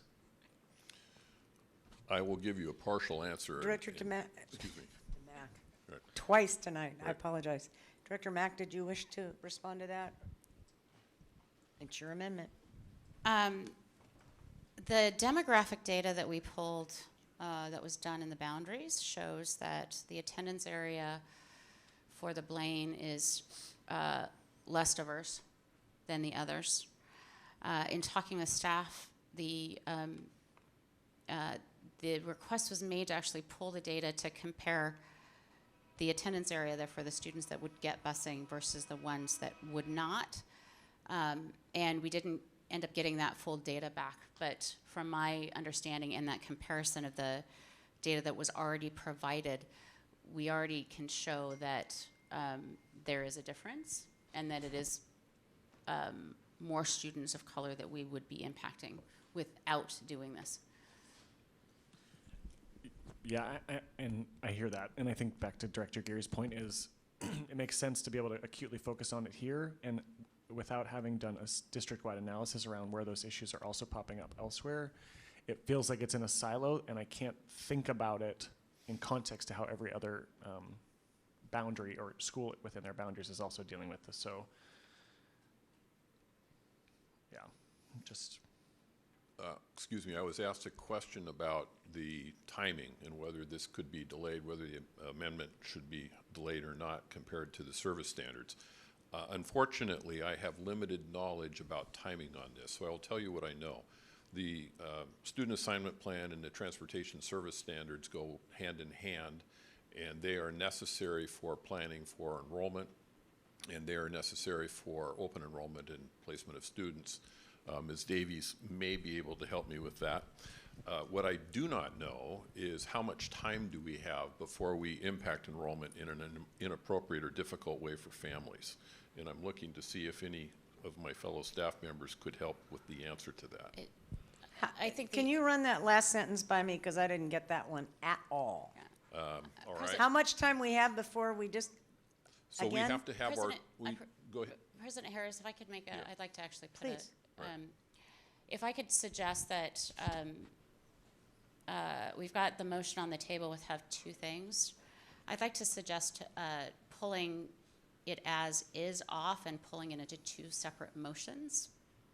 From a standpoint of we have. So you're moving to divide the motion, is that what you're doing? I'm moving to divide the motion. That's appropriate, isn't it, Associate General Counsel Cirque? This part. Yeah. Thank you. So because of the timing of the transportation service standards and the need to get this passed, I'm hearing concern around the second part of the motion. The first part is just the grandfathering, which is consistent that we've done in the past. And I would like to separate the two motions. So motion one would I'll be. second that motion. Thank you. This is Scrivener Ketchup, correct? Associate Counsel Cirque? I got to keep this meeting moving. So I would prefer that Director DeWolf reread the motion from start to finish with the first part, and then he can reread it to the second part so that we all know what you're voting on and it's coherent and clear. So if you could. And would we do that one at a time? I would ask that he do that one at a time, and then Yes. if you're withdrawing your motion, I would make a motion, Director Mack, to withdraw your amendment 1, and that we can then read in the new amendment. So if you want to withdraw your first one and then break it up into 2, that would help clarify that we don't have that existing motion currently outstanding, your amendment 1 motion. Yeah, so I'd like to make a motion to withdraw the original amendment. I'll second the motion. Thank you. Do we have to vote on that? All those in favor of withdrawal of that, please signify by saying aye. Aye. Aye. Okay. Okay, and then I'd like to make a motion for a new amendment 1. Should I Second. Is that just, correct? I can and do should it. I read it, or you want? Yeah, go ahead. This is my job today. Okay, read it. I get one job. Oh, no, you have a lot more than one That's true, job, that's true, pal. that's true. I move that the bar for 2019-2020 transportation service standards shall be amended to add the following language in Appendix A as item number 4 under other exceptions. Quote, Catherine Blaine K-8 and Lawton Elementary students that are enrolled during the 2019-2020 school year through grandfathering assignments that reside in the Magnolia Elementary attendance area and outside of the respective walk zones will receive district-provided transportation until the 2022-2023 school year. End I s- quote. I second the motion. And for clarification, this is just the grandfathering. This takes out the middle school portion, and it's just the parity with those students that would have had transportation and are losing it because of the boundary change. Okay, we have pretty well beat this one to death. So unless someone has a burning desire to address it at this point in time, I'd like a roll call, please. This is the amendment. Director DeWolf? Can you, I just feel like I need more time, to be honest. Say no? Calling the vote. No. Director Geary? Aye. Director Mack? Aye. Director Patu? No. Director Pinkham? Aye. Director Harris? Aye. This amendment has passed with a vote of 4 to 2. Okay, now we're back to Another amendment, the second amendment? this. I thought you withdrew the Second Amendment. No, no, no. No, I just Just to break it separated I them. would and like to withdraw the second amendment. Okay. It may Amendment not- it may fail, but let's do it. 1.2. Okay. I move that the bar for 2019-2020 transportation service standards shall be amended to add the following language in Appendix A as item number 9 under transportation outside of basic eligibility. Quote, Catherine Blaine students in grades 6 through 8 that reside in the Magnolia Elementary or Lawton Elementary attendance areas will be provided ORCA cards if they reside more than 1 mile from the school as an exception to normal attendance area elementary / attendance area K through 8 schools, end quote. I second the motion. I'd like to speak to this one. Okay. I'm going to abstain. And it distresses me that I'm going to abstain because I think we have had decade or more of precedent for doing business this way. And I think it's really painful that now that we are looking at things like fiscal notes and real analysis, that we have to start someplace, and folks are going to get hurt by this, and they're going to be, frankly, irritated and angry about it. And no, we don't treat our sectors of the city at all equally or equitably, no question about it. And we're trying to do a whole heck of a lot of technical, serious, unintended consequences, Rubik's Cube kind of work, frankly, on the fly, and we get started too late, and we don't have enough bandwidth to avoid killing and mistreating our staff. And it distresses me. I'm okay with the grandfathering piece. I will say again, as I have for the last 3 years, when it comes to student assignment plans, when it comes to the Rubik's Cube portions of our work in this district, we have to be earlier We have to be clearer. We have to have much better community engagement and much better equity analysis. And surprising myself talking about things like fiscal notes. In fact, I'm a little shocked, but I'm really proud of this fact that we're actually going to do this work and try our darndest to do it right. My 2 bits. Other comments, questions, concerns? Seeing none, roll call, please. Director DeWolf, No. Director Geary, No. Director Mack, Aye. Director Patu, No. Director Pinkham, No. Director Harris. Abstain. This amendment has not passed with a vote of 1 to 4 to 1. Okay, we're back to the main motion as amended with amendment number 1. Roll call, please. Director DeWolf, All that motion as amended, don't I? Yes. Is that correct? I just did. I move that the Associate school board. Counsel, excuse me, please. Thank you. Are we good? I'm trying to keep this meeting going so you can get Understood. home. I also want to Thank honor you. that this is a I process. appreciate that. Deputy General Counsel John Cirque, so if you read it as amended for Amendment 1, then the motion would be clear to me. and Okay. others, hopefully. Roll call, please. Director DeWolf, Aye. Director Geary, Aye.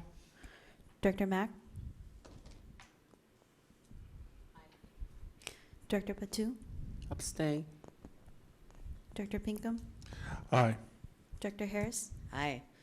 This motion has passed with a vote of 5 to 0 to 1.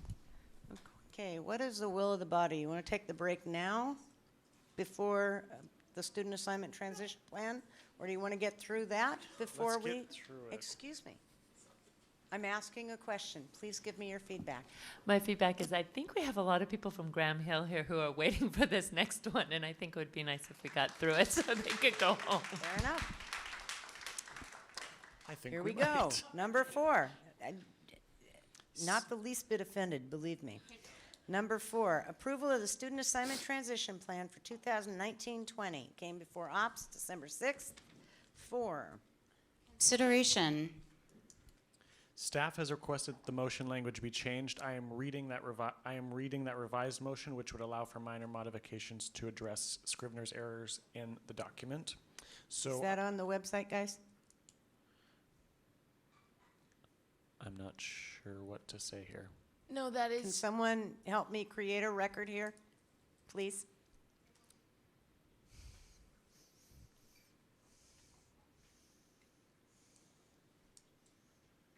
Deputy General Counsel John Cirque, we will be, this will be in the minutes that we're modifying the motion language. There was some, a typo that was caught by Ms. Davies that she wants to make sure the document is correct. So that the motion is read, then it will eventually get incorporated into the minutes and we'll have that documented that way. But it's not up right now on the website.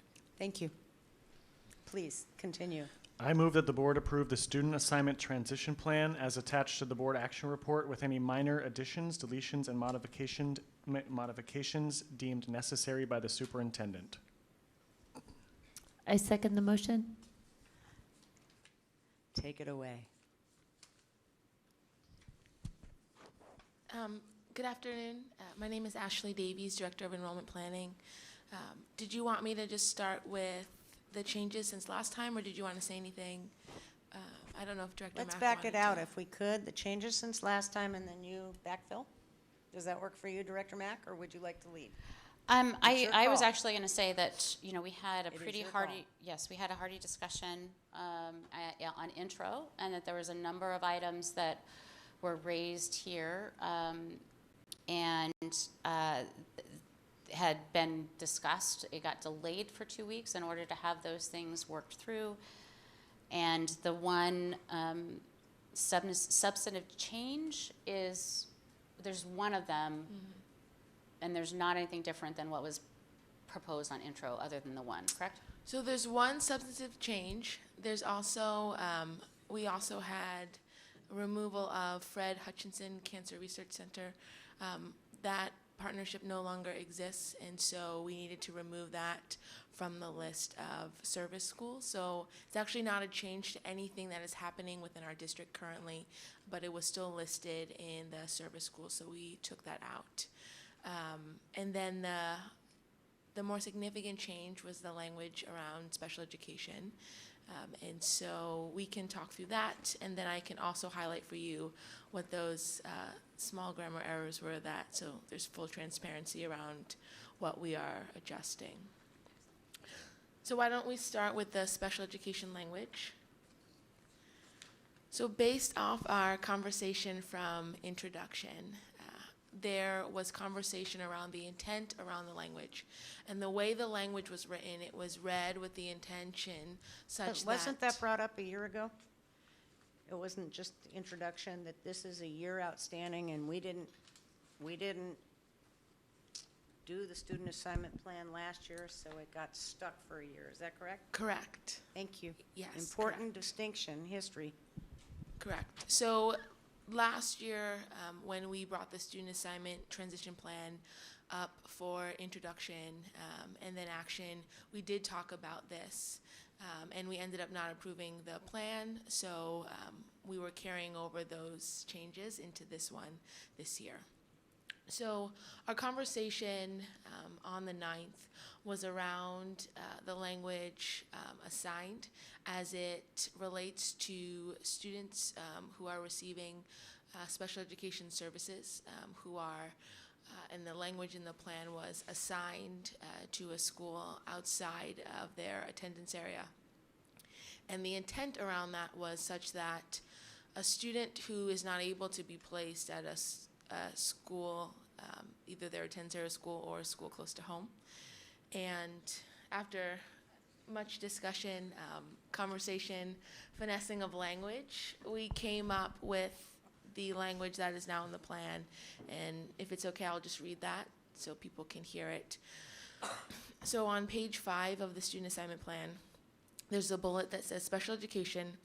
When a student with an IEP is initially assigned to an elementary school that is not the attendance area school, because that student's IEP requires services that are not available at the student's attendance area school, the student may choose to attend the attendance area middle school or middle school in that elementary school's feeder pattern. So the intent of that was clarified, but ultimately still remains such that students who are having to be placed in another elementary can then continue in that middle school feeder.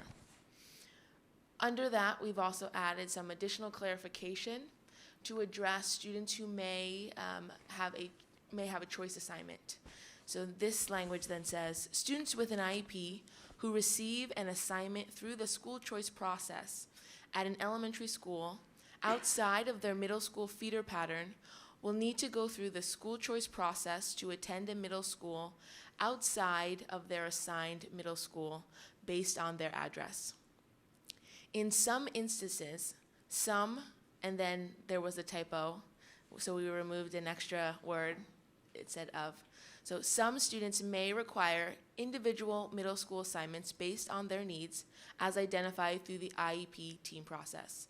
So that was to specify that in some cases, if a student does require or may need for stability or other reasons through the IEP process to continue on in that middle school feeder and they have a choice assignment, that would address that. And that would go through the special education procedures. And then we have that same language as it applies to middle and high. May I say something here? May I say thank you? Thank you to Director Geary. Thank you to Chief Jesse. Thank you to Ashley and your team. This is really good stuff. This is long overdue, and really appreciate you putting it together. Folks, it may not feel like it, but there is some really stunning staff work that's been done at this district in the last year, and we need to acknowledge it. And I say a round of applause. Thank you.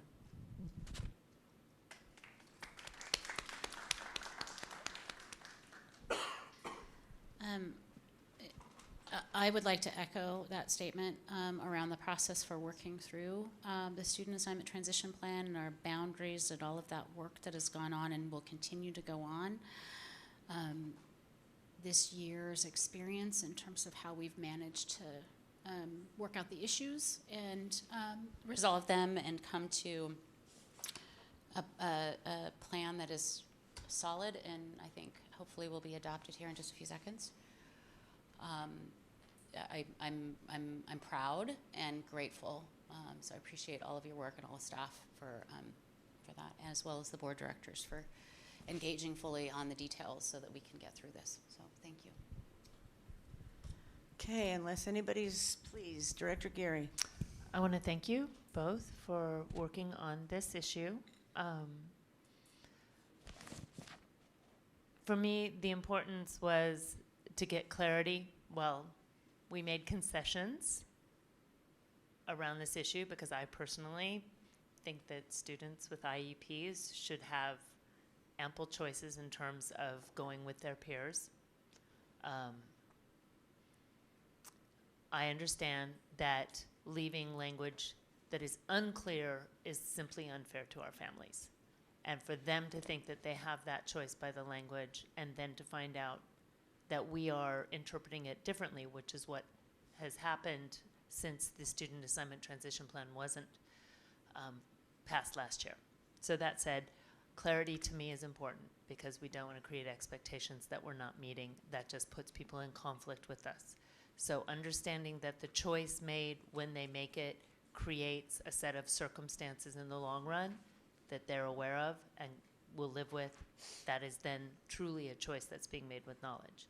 2, I was assured, and so I'm going to say it now to anybody who's watching, that as part of the riser process, that process by which students are leaving their one school to go up to the next stage, middle school or high school, that there will be an intentional conversation about where their student will thrive in terms of the social emotional needs that is so fundamentally important to kids with disabilities. Very few populations have as hard of a time in creating peers that understand them, know them, and accept them, communities that understand them, know them, and accept them for who they are.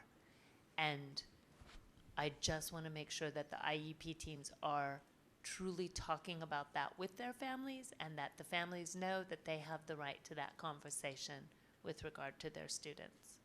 So that was the deal we struck. And so I just want to make sure that the special ed piece of that conversation is in place. I was shown a form where those considerations are to be discussed. Families are on notice that that should be happening.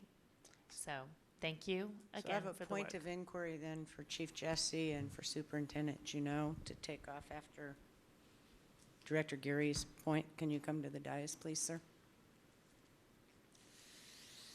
So are we going to codify that in our happy manuals that we work so hard on to get the, how many millions of dollars back when we were tagged by the, 3. okay.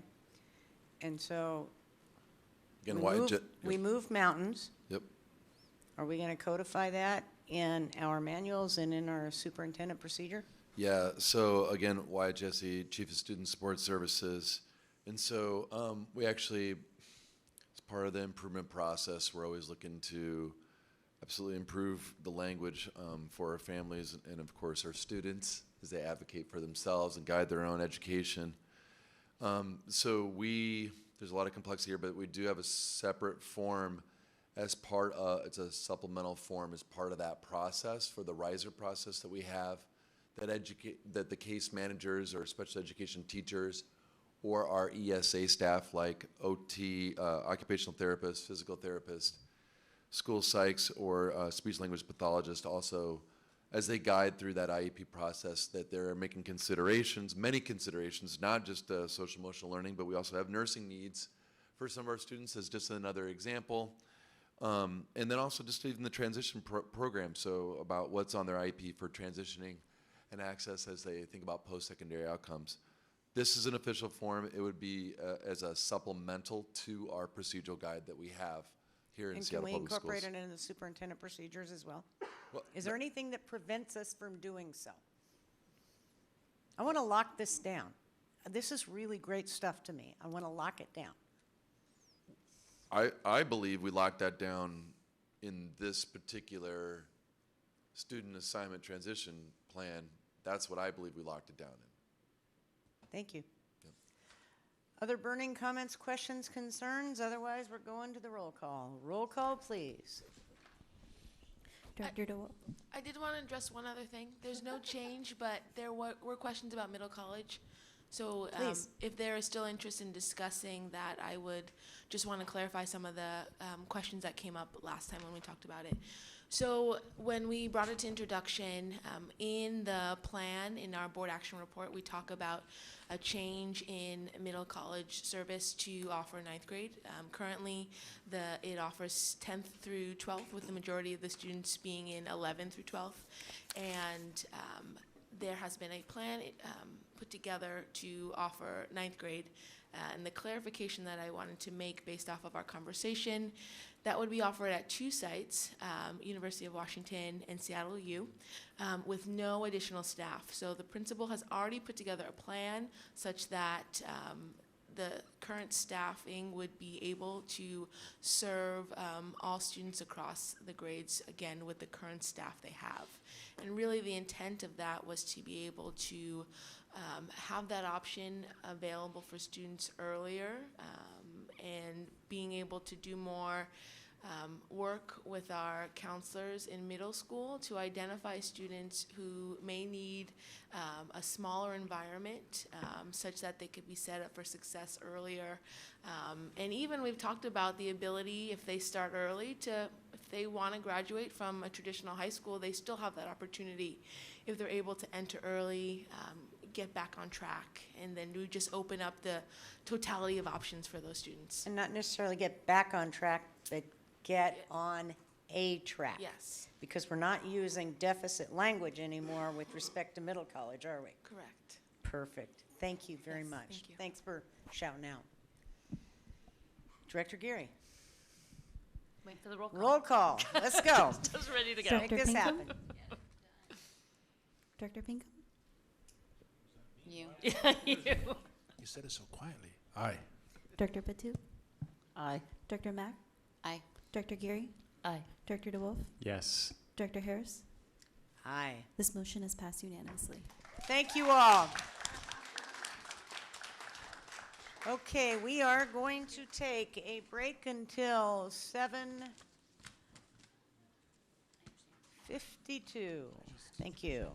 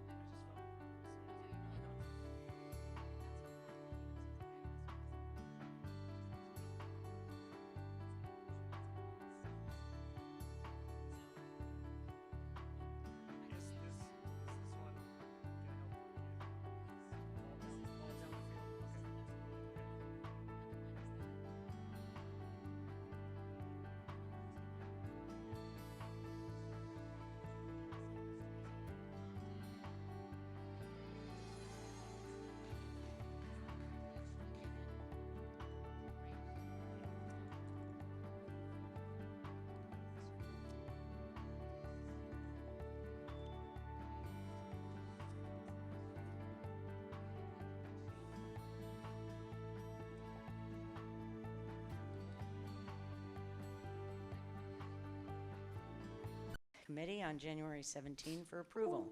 Approval of this item would adopt board goals and objectives for self-development in 2019 per board policy 1810, annual goals and objectives. Now, we have some talking points on this because Ellie, our board manager, even though she did the yeoman's work to do this, isn't going to present.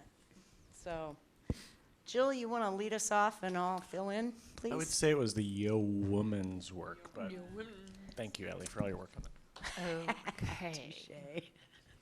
To hold ourselves accountable, we too have goals. And per Board Policy 1810, the board adopts the goals for itself each year. The executive committee, when I was a part of the executive committee, worked on the identification of goals. And these were discussed throughout the fall and then presented to the full board during a work session on December 12th. During the December work session, directors offered refinements which have been incorporated into this bar. The proposed board goals are based on the feedback shared by the directors and consensus reached during the work session. 3 board goals were advanced by the executive committee as follows. First, the board will engage in racial equity training during this school year. I think the cost and scope of that training were alluded to by Director Harris earlier, and this will take this is a budget item for the board. Second, the board will work to improve board collaboration and governance. This will include review and discussion of our policies that speak to the role of the board, board officers, and committees. And again, we have already scheduled a retreat where we will work on this. And third, the board will hold 2 work sessions off-site as a pilot during the 2019 calendar year. I think this is, in particular, a point that is exciting for the directors because at least I know during the time when I was running for board with Director Harris and Director Pinkham and Director Burke, I think we all talked about how good it would be for our district if we brought our board meetings to the various geographic areas so people could have access to the magic. The board adopts, the bar presented adopts these goals and will allow us to move into implementation phase so that we can ensure we achieve these goals before the board's next scheduled evaluation in November. Again, this is one of those places where we achieve consensus. It took us too long because our plates are very, very full. And with respect to holding work sessions off-site, given the screaming success of the listening tours, I would suggest to all that our staff is eminently capable of making that happen. And we don't have to be fancy, but we need to meet folks where they are, and especially with 1st through 4th Southlander, Viadume, etc. It's even more and more important to get out in the community, see and be seen, and listen. Okay. Number 2, approval of courses with new content is defined by Superintendent Procedure 2026. This came before CNI January 15th for Approval. Approval of this item would approve the courses, including Native American language competency courses as attached to the board action report, and consider any world language competency courses proposed after this board action report to be, quote, revised content, end quote, as defined by Superintendent Procedure 2026. Dr. Kinoshita, please. Good evening. Kyle Kinoshita, Executive Director, Curriculum Assessment Instruction. And as President Harris pointed out, we are presenting a bar with many new courses. In terms of, excuse me, the world language courses, there are 16 total, and we're proud to present that 6 of those courses are Native American languages. There's also 2 advanced math courses, a foundational social studies course, and a new CT health course, which is part of a health science pathway that is being created. And as you pointed out, one of the proposals in the bar is to allow us to, present language courses as revised content instead of new content, meaning that the chief academic officer could approve them. And that's because they're not necessarily new curriculum other than the language, and there are very similar ways that they're assessed. So in any case, I would end by saying that the adding of these language courses is I think, major asset to equity because it expands opportunity for multilingual students who are often underserved, gives them an opportunity to get them 2 world language high school credits, which are also required for college entrance in 4-year colleges, and in that way expands opportunity. So I'll take any questions. Director Pinkham, then Director Mack. It's 5 native languages right now. You said 6, or how many? Well, I thought I counted 6. I, could go back and count them over again. But Again, what I see, Nez Perce being 1, Lakota being 2, Haida being 3, Dene now being 4, and then the Lachute Seed being 5. Uh-huh. So Okay. was there another one that I'm missing? Or? Well, let me, if you give me half a second, I might take a look. I mean, if you It was, consider Maya Quiche indigenous, you could call it that probably, but I don't think it is within the bucket you're thinking of. I only counted 5 as well. Okay, you're correct. This was a little bit hard to page through. Yeah, that's correct. Sorry. Okay, but thank you for pursuing this and also adding the language that if others come up through superintendent procedure, we can offer them. Because I have asked around, and there are other people that speak native languages are coming forward and said, hey, I know someone that might be able to help with that. One of them being the Ojibwe language. So we hope to see you definitely add more native languages to this. Katsiaya. Katsiaya means thank you in Nez Perce, right? Director Mack, please. I'm very excited for the addition of these languages and these courses. My question is around the four courses that are not the language courses, that are in addition to our existing course catalog. My question is around the typical scope and sequence and what these credits apply to. And it's not transparent to me in the information provided where they fit in a scope and sequence of meeting standards or gaining the number and the appropriate types of credits to graduate from high school. Yeah. So I'm wondering if there's a crosswalk somewhere or where that information lies. Did you have a question about a particular course, or did you mean all 4 of them? My question is in general around these courses and all the courses in our catalog. Those courses are by themselves, they're a course, but they're typically part of a scope and sequence of some, there's a math scope and sequence, there's a science scope and sequence, there's humanities, there's,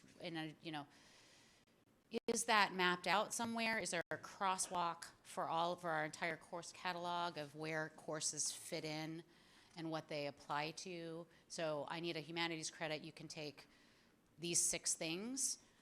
I'm wondering where, because here's just a long list, and so I don't know how that crosses over into the scope and sequence, or what these courses actually apply to in terms of required credits. I can speak to, for example, one of the math courses, which is the advanced calculus course that's listed. And that came about because if a student takes algebra in 6th grade, by the time they go through the math course sequence, there are no more courses to take, as a senior, unless they actually access Running Start, and then which might be difficult for the schedule. We would also lose a little bit of FTE. So the idea there was to provide an opportunity for a senior class to actually take a course here in our Seattle Public Schools. Director Geary? I raised a different look at the same concern. While these are in a catalog, and it's my understanding from the conversation, because we did have a pretty good conversation around this, is that just because it's in the catalog doesn't necessarily mean it will be offered. And so it would be up to the principal of the building to determine where it fits in to the sequence of courses available to their students. The point that I raised is that according to the policy under which these came, 2026, it says that we're obligated to provide courses from K through 12 in alignment with the standards. And so that when I see something like Calculus 3, it raises a couple flags for me. One, we are creating a new bar by which parents start striving earlier to get to so that kids are in algebra. That starts becoming what they think is the normal scope and sequence that they need to put their kids towards. And they may be foregoing other opportunities with that drive.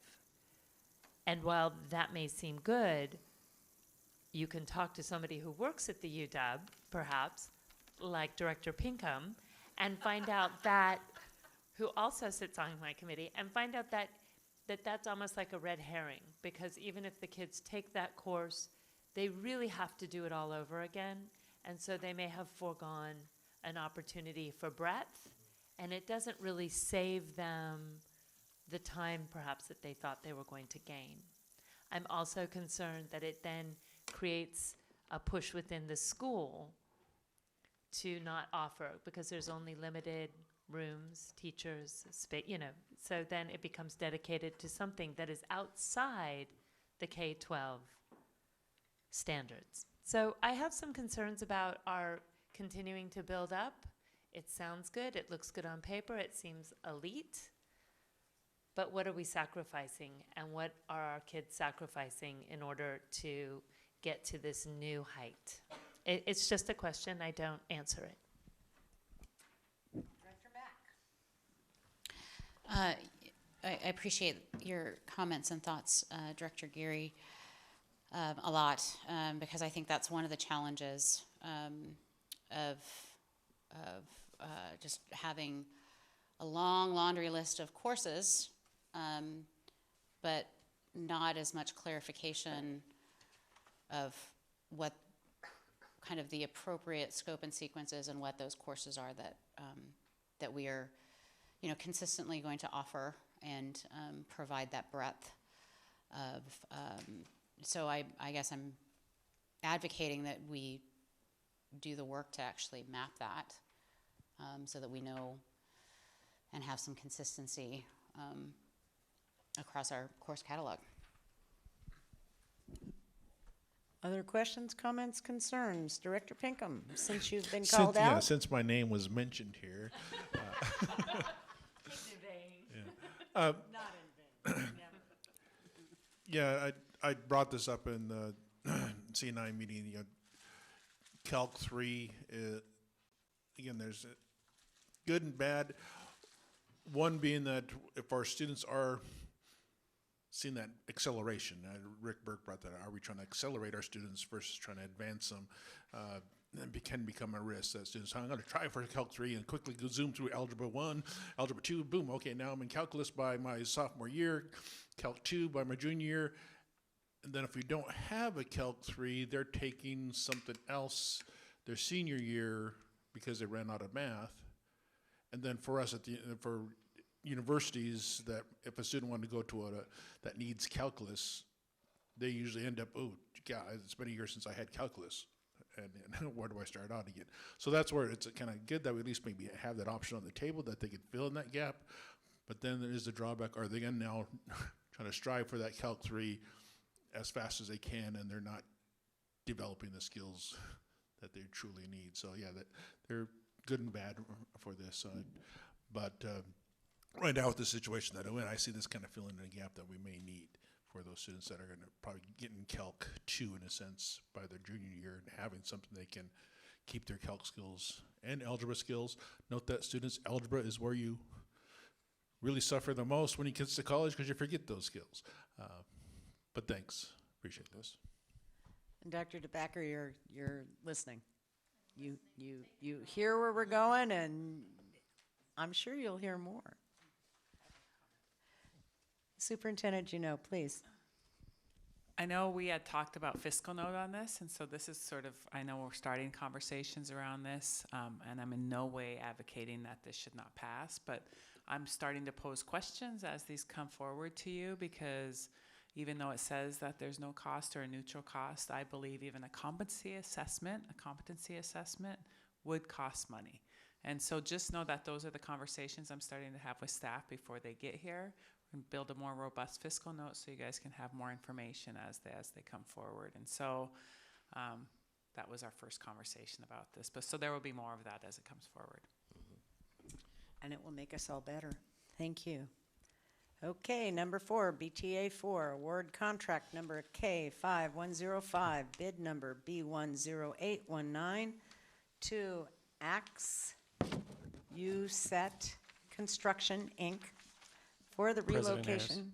President Harris, I apologize. You're actually on number 3. I think you skipped Thank 3. you for that. I appreciate it. Let's go with number 3.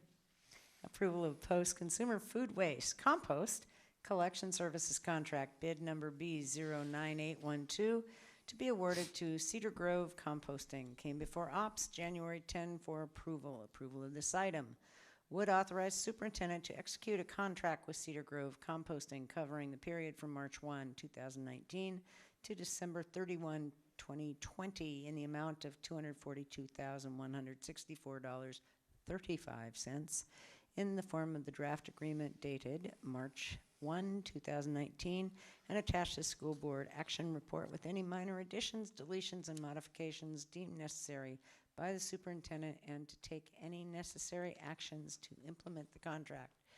Deputy Nielsen, dial it up. Quick like a bunny. Yes. Stephen Nielsen, Deputy Superintendent. So what this does is this collects all of our food waste from our schools and turns it into compost. We're working with Cedar Grove. You will notice that the amount of this contract is $242,164.35. That is less than $250. There's good news in all of this. When we introduced this to Ops, Comment about 250, meaning I'm sorry, board thank you. approval required? Context? Approval is required for $250,000 or more. We were anticipating that the bid would come in higher, which is why it was introduced to operations. As you can see, it did not, and that is because our participation in the program and the volume that we have in the city incentives lowered our cost of recycling, putting food waste into somewhere other than a landfill. So we are recommending that you approve this. Comments, questions, concerns? Director DeWolf. I was just going to say thank you for the work on this, and I'm really grateful that we found a way to save some money in spite of it all. So thanks for making that work. It's something good to celebrate in a small way. So yes. Director Mack. My previous life was waste reduction and recycling, so it's very exciting to have these sorts of things coming in front of me. I just wanted to note that when it came to ops, we didn't have the service details in here on the list of like what the services are, so I appreciate that that's added. A question that kind of comes to my mind is that I know the staff that works on this isn't here to respond to, so maybe it's something that we can just follow up on, or maybe you do have the answer, but I'm curious to know what the feedback loop is on checking to kind of ensure that the size of the service is appropriate, not too much so we're not paying too much, like we don't have a bin that is way too large that we're not using, or that there's not too much contamination. That I'm wondering what the monitoring process is to kind of make sure that this is the appropriate service level. Bruce Gower, Director of Facilities. So our check and balance is the custodial staff who works with our resource conservation team to make sure we're right-sized. And thanks for the beautiful podium, by the way. And please take our thanks back to your staff. Yeah, they're pretty good. It's gorgeous. Yeah. Director Pinkham. So how does this differ from what the city does with food and waste composting? It really doesn't. And we are now at every school because we're mandated to be by the city. So it's mirroring the city's program. So then who picks up our school's garbage? Is it not the city? Or no, we have our own contract. Our own garbage we do for not. garbage collection? Yeah, actually our trash and recycle contract, we pay a lower rate than the city Than the does. city. Yeah. Okay. And boy, it'd be great if we can get these, hey, have some students catch a ride with the, help with their transportation, whatever you can do. They're, all right, let's go. Can we have methane buses next, please? Yeah, they are struggling to hire drivers as And well. deep discounts on compost for our gardens. Director Mack. I do want to also note that actually one of the aspects of this program and the education that the resource conservation folks work on, and that the city has supported, like the signage that we have is city supported and so forth. So there's a lot of continuity. But the other aspect is a lot of schools have set up green teams, and so the students have the opportunity to kind of learn how to compost and recycle appropriately, and and volunteer their time. And so I just want to give a shout out to the volunteer green team, the volunteer parents that tend to support coordinating those students to do that, as well as the students that do it. So, and the staff that runs it. Absolutely. Yeah, All and those Okay. folks. our shared savings program pays for a lot of those green teams. So it's a 1-to-1? We win again. It's on the same spreadsheet? Very cool, thank you. And can I get a name for the garbage collection? If it's cheaper, maybe I'll switch.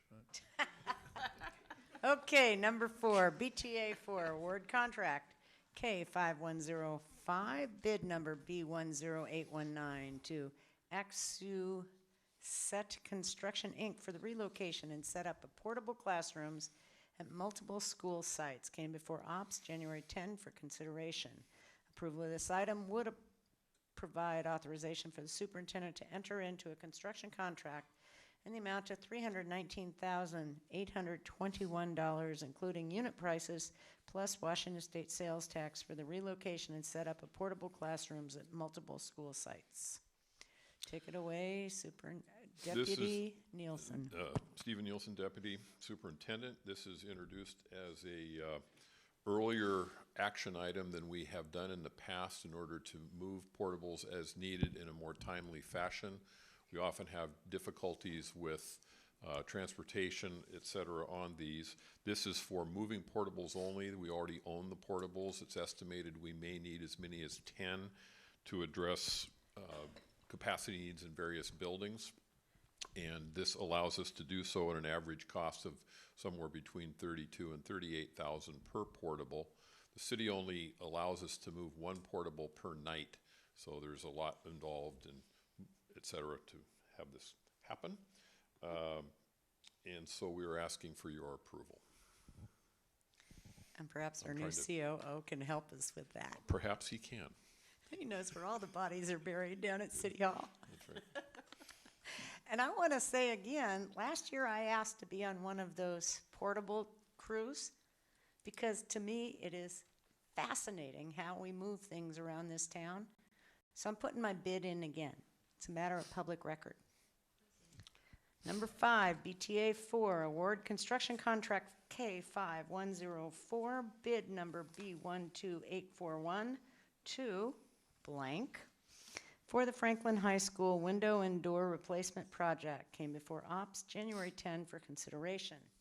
Approval of this item would provide authorization for the superintendent to enter into a construction contract in the amount of blank, range of $5 million to $5.5 million, including base bid, Washington State sales tax for the Franklin High School window and door replacement project. Take it away, please. Deputy Stephen Nielsen. Franklin High School was constructed in 1912.